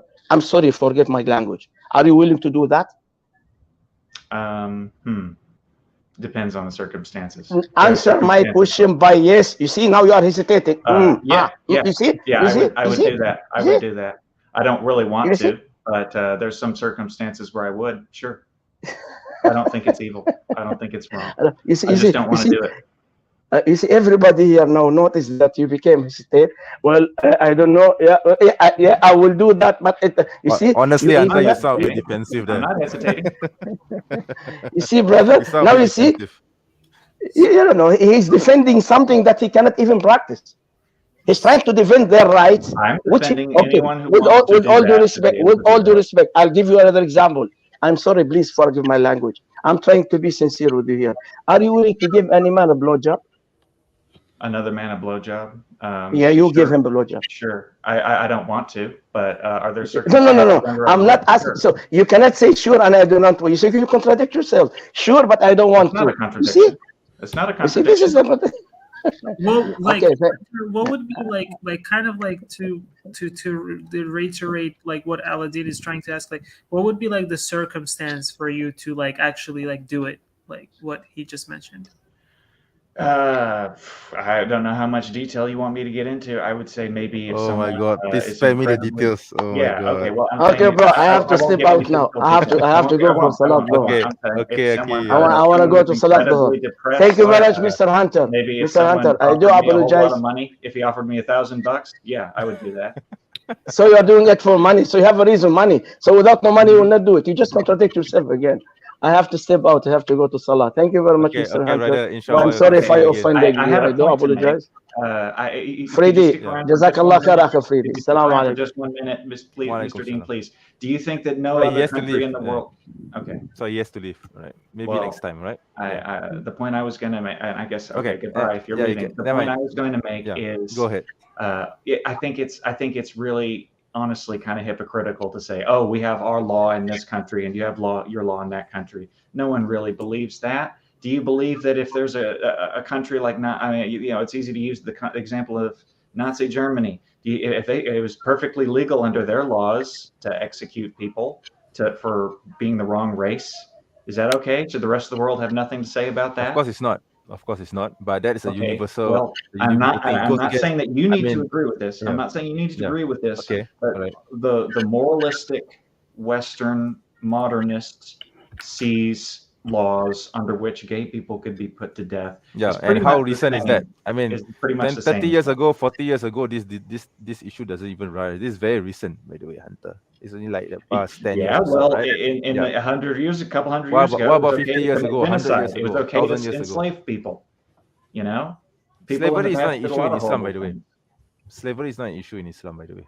Oh, well, I think we're going to have to. I know. I'm opening. I mean, it's a whole separate topic. We can actually talk about it next time. But to put it short, to put it very brief, slavery. We don't consider slavery to be a moral issue. It was just an institution that had to be done, and there's no right or wrong. And in Islam, we treat our slaves properly, and we were actually encouraged to free the slaves. It is something which is absent in other slavery systems. They did. Then no, they didn't. Slavery ended in the United States. Slavery ended in the Muslim world because the Europeans forced them. Because the Europeans ended way earlier in the Ottomans. The Ottomans ended slavery a long time ago, even earlier than the United States. Okay? No, they didn't. That's literally not true. The thing is, in the United States, you had to go to war to end slavery. In Islam, slavery ended gradually through a very long process. Can I send links through this? Can I send links through this? Sure, I can send you a link. I mean, send you a link to a slave it's a very long topic. I don't know if you want to talk about this. Of a slave. Okay, let's. If you want to talk about this, it's going to be very long. A different week, and let's discuss that. All right. Let's talk about this at a time, right?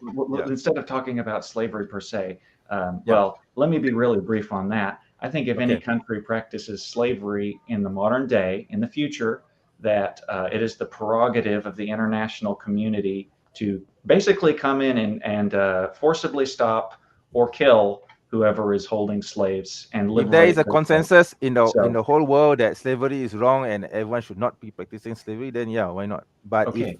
let's say if there's a situation in the world where slavery is required to come back, and there's a consensus throughout the world that slavery should be enforced, just as how your Western morals allow homosexuality now, we Muslims don't have a problem with that also. Okay, right now people... you see, my point is right now the consensus is that slavery is outlawed and it's not practiced throughout the world, right? So we don't practice it. So that's Right. simple. Yeah. So it's okay. We can have that consensus and live together for usury. We can have that consensus and live together for slavery. We can have that consensus and live together for offensive jihad. I mean, do you think that offensive the thing jihad is should be practiced in the world you're today? equating slavery with usury. In Islam, usury is 1000% banned. Okay, it's 100%. It's totally mentioned in the Quran that it's not allowed. In the Quran, homosexuality is also 100% banned. It's not allowed. Okay. But when it comes to slavery, okay, Islam doesn't ban it. Doesn't it's not for it, but it's not against it. Okay. And if you look into the hadiths, there are circumstances where the Prophet allowed for slavery to continue, but Muslims are encouraged to treat their treat their slaves well, and they are encouraged to free their slaves. So there is this system. Okay. Yeah, that's how it is. That's how I view slavery. That's how Islam views slavery. Okay. Yeah. It's not a clear-cut thing when it comes to slavery. Okay? Right, I understand. So what I'm saying is, if we can have this consensus on all these other things, why is it unthinkable to have this consensus and say people should be able to change their religion? Honestly, you know, the whole homosexuality thing, I'm not gay. What's frankly a lot closer to my heart is changing religion. In the hadith, there is this hadith which says, "Man badala dinnahu faqtulu." So whoever leaves his religion, kill him. So it's clearly forbidden in Islam. Okay, it's 100% forbidden, but usury is 100% forbidden, and usury is allowed to happen. Yes, it is. So no, it's not allowed to happen. It's just that the circumstances is such that we had to allow. We had no choice but to allow it to happen. Okay, so why can't the circumstances? Like I said, in Malaysia, especially in Malaysia, we do have an alternative. We do have an Islamic system where people can avoid usury. So what's the issue? Right? So if you can have a circumstance where it's allowed for that, why can't you have circumstances dictate that we are going to allow people to change their religion? What circumstances are there that will allow people to change their religion? The sanctions against your country if you're killing people for changing their religion, you know? We're not killing people. We don't have the okay, the so you're not, but there's countries. Iran is not a Muslim country. I don't consider Iran to be a Muslim country. Example then, I guess. All right, sure. Yeah. Afghanistan is. Do you think it's correct that the United States... I don't know about Afghanistan. I wouldn't want to judge them, but if they are, then good for them. All the power to them. So, all the power to them. So do you think that it's good and okay for the rest of the world to be sanctioning them to the point where their economy has collapsed, which it has? I think they were sanctioned for other reasons, not because of merely apostasy laws or because they're enforcing the Sharia. Okay, it's other reasons, right? Yeah. It's a variety of things. But you see what I'm saying? I'm using that as an example. I think honestly that over the world, we can say that the world in general, the Western world in general, has become a lot more progressive and a lot more individualist over the last 50 years, right? I would disagree with you there. I think it has regressed morally, if you ask me. I'm not saying whether it's good or bad. I'm not making moral judgments here. I'm talking about, okay, you have over here, you know, on the one hand, you have the idea that it's, you know, we're going to have communitarianism, that the community enforces a particular morality on everyone. Yes. On the other hand, you have individualism. It's been moving away from the first towards individualism over the last 50 years. We can agree on that, right? Yeah, I can agree with that. Yeah. If that continues happening, isn't it inevitable that there's going to be massively destructive conflict between these two worlds over the fact that laws against, for example, changing your religion are going to be enforced with jail time, with corporal punishment or death or whatever?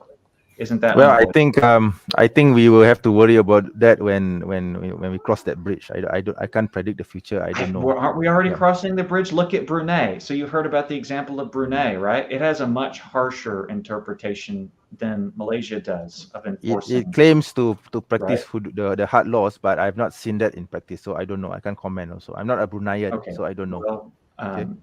all right. But We should invite. To be fair, we should actually invite a Afghanistan, Bruneian. Afghanistan, right? So Yeah. Afghanistan, I think, is a pretty good example. This is not some hypothetical thing that's going to happen in the future. If you try to enforce hardline Sharia in 2023, your economy will be sanctioned to the point where it collapses. We can pretty much agree on that, I right? think if the Afghans don't care about what what other people think, and they want to enforce the Sharia, then like I say, all power to them. Okay, sure. It's their country. It's their laws. It's their country, but Their it's country is happening. their laws. It's happening though. So in other words, the conflict that I'm talking about is not hypothetical. That's the point I'm trying to make. You're only It's using happening. Afghanistan as an example. I mean, I don't know about other places, right? So I can't say, right? Guys, so But- I'm leaving right now. I just wanted to say the final words. Thank you so much for Okay. having me, Muslim Apologist. I Okay, just wanted brother. to clarify my position because Aladdin, there might have been a misunderstanding. Okay, you're Obviously- breaking up. Yeah, so obviously, you know, what I was saying is that, like, Oh, it's me. It's my internet. can you guys hear me? Or Yeah, I can hear you loud and clear. okay, perfect. Yeah, so all I was saying is that, like, acting on the Yeah, my internet's broken up. acting on, like, you know, your sinful desires, like the homosexual desires, you know, that is the sin, right? So you know, what I was saying is that, like, if you feel inside of you, oh, you know, oh, I'm attracted to a man, you know, and you don't act on it, that's not sinful. That's all I was trying to say. I think brother Aladdin probably misunderstood you there. Yeah. A bit. But yeah, that's all I wanted to say. Thank you so much, guys, for having me. Nice Okay, to brother. meet you, Hunter. Inshallah, Nice Aki, I talking to hope to see you in the next live stream. All right. Inshallah. Assalamu alaikum wa Alright. rahmatullah. Wa alaikum salam wa rahmatullah. Yeah, you know, I should probably get off pretty soon myself, actually. Yeah, sure. But thank We you have for already- having we've me. already- Is there any we've already last run for like 2 thing hours you wanted to say? Because basically the point that I came on to try to make is we have Okay. usury, we have these other things where there can be this understanding that, okay, for now circumstances dictate that we have to tolerate this thing which our religion says is wrong. Why? And I don't understand why you can tolerate usury, but you can't tolerate people leaving their religion. That's my point. It's not that we tolerate; it's that we don't have any choice, but we are forced into it. I But think that you're going to be forced into it. But what reason is there for my country, for example, to be forced into homosexuality or into the alphabet club? I can't use that word. The alphabet club. Yeah. Yeah, the alphabet club, right? Yeah. Okay. Well, okay. What compelling reason is there that will force my country to tolerate the alphabet club? I would argue, so everything is a matter of degrees, right? Most things are not binary, yes or no, 1 or 2. There's a matter of degrees. I think that Malaysia could potentially be a lot harsher towards LGBT, gay, whatever people than it is. And I think they are already. Them for quite a while, actually. Yeah, we tolerated them for quite a while. Yeah. So you see what I'm saying? So do you think that the worry about sanctions and, you know, economic pressure and, you know, military alliance pressure from the Western world has anything to do with that? No, it's just our culture. It's just the way of how we think. Because you see, my culture, we are so tolerant of everything. Okay? We as long as you don't disturb or you don't encroach into our practice, like for example that horrible film Mentega Terbang, if it tries to encroach into our way of thinking, so that is why it was widely condemned in the country. But if you don't encroach into our way of life, into our system and in our way of culture, then there wouldn't be an issue. There wouldn't even be a fuss. But the problem is the alphabet club are trying to make their presence known. Okay, so they're not trying to go underground any longer. It has been going around for a long time. I think this alphabet club activities, they have been around in Malaysia for a very long time, but they have always kept it hush hush. But the problem is that now they are trying to emerge from the shadows. They're trying to proclaim themselves to the world, and that's the issue we have in Malaysia with them right now. And do you think they're going to stop that if they're not successful this year or next year? Do you think they're? I don't know. Honestly, I can't predict the future. I can't predict the future, but I think they may have been empowered by Western ideals, and if they are, then they will never stop. Okay, so yeah, that's actually kind of the point. Where, so okay, so this is something. I don't have too much time to go into this. Maybe just kind of set this up for some discussion next time. All right. Do you think that? I mean, obviously you don't agree with it, but some people are willing to die and martyr themselves for Islam. I don't agree with that. To try and, I know, right? No, I know that's rubbish. and they'll do that. Do you think that people can or have done that for entirely secular, non-religious causes? I think there has been cases in history where people have done that. Yeah. Like, I think a lot of people have done that. Yeah. And if we look at World War II, the Soviets, I think a lot Soviets, of people pretty much saw themselves not too different from the Taliban or something. I mean, they were dying for for communism. And I'm not a communist, by the way. I don't agree with communism. Yeah, I understand. Okay. But so what I'm saying is that there's going to be that this conflict is not going to go away. That it's just going to escalate, and that we have to be really thoughtful about ways that we can find a way to live together and have some kind of settlement. That is why we are. That is why we have this live stream, so that we can come to a dialogue and come to an agreement, right? I'm glad you and exchange the ideas, right? And let's think about this some more. Let's think about this some more for the next time we talk, because the main point I was trying to make is that the settlement that is being offered right now by a lot of the Arab world or the Muslim world or whatever, they just say, well, just don't let us see you do it. Just keep it quiet. Just keep it in the shadows. Just, let us in our public, let us have the public sphere. I don't think that's going to work. I think that's not. Yeah, I think there's not going to be an agreement on that. So we have that has been the social contract for so long. So unfortunately, because of Western moral liberalism, this has not been working now. Okay. Moral liberalism, Well, I'm so glad to hear you say that, because one thing I get into a lot of dumb arguments with people on Twitter or whatever is they say, well, if you're an atheist, you just must be a nihilist. You don't believe in any morals at all, which is just ridiculous, right? That's never been. Well, I believe that even if you are an atheist, you still have a moral system that you adhere to based on your culture, on your local mores, right?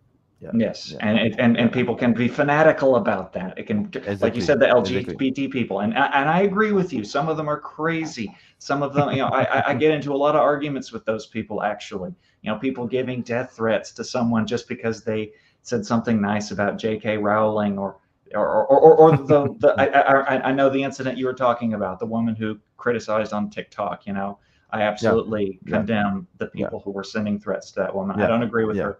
But I think it's a much bigger problem that people were sending threats to her than whatever they were harassing her. They were harassing her. So I think I don't agree with what she says, and I think what she says is a problem. But it's not even worth. It's not an excuse to. It's not an excuse to harass her, right? I understand.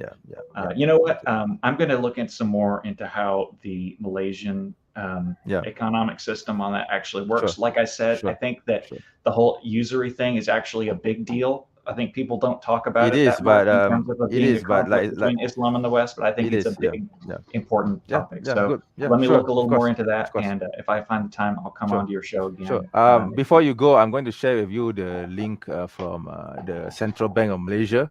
Okay, I'll put it in the private chat. I'll put it in the private chat regarding the Islamic banking system. Okay, so you can just add that to your research. All right. I'm gonna add that to my favorites right now. Thank you. And I'll let you know. And if I have time next week, I'll be on the show. Next week I'll be around. Hopefully I'll be around next week. If I'm not too busy, then we can talk about this. Likewise.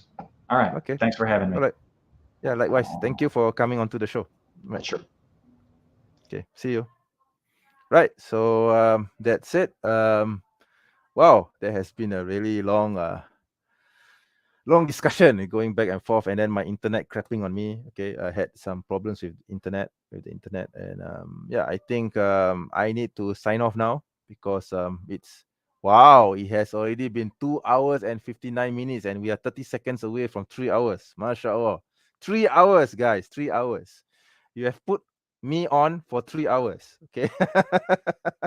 But anyway, I would like to thank Brother Freddy. I would like to thank Brother Aladdin. I would like to thank Hunter for coming onto the live stream, and we have this nice conversation, a civil discourse. We may not agree with each other, okay, even among the brothers we may misunderstand or whatever, but hey, this is why we have the live stream, this live live stream, right? Q&A live stream. Okay. Since I'm a Malaysian, I speak in the context of Malaysia. All right. So yeah.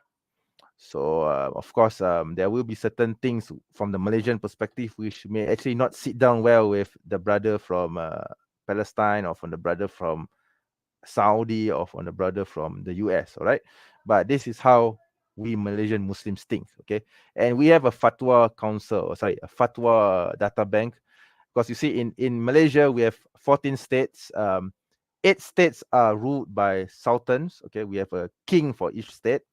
And each of these states which has a king, they have their own Majlis Agama, or their own Islamic council. So each Islamic council have their own fatwa bank for each state. Okay. Sometimes this fatwa may conflict with each other. So let's say in Perak, okay, in the state of Perak, there may be one fatwa about something, okay, about point A. This may conflict with the fatwa in the state of Selangor, where I'm in right now. So there may be differences even.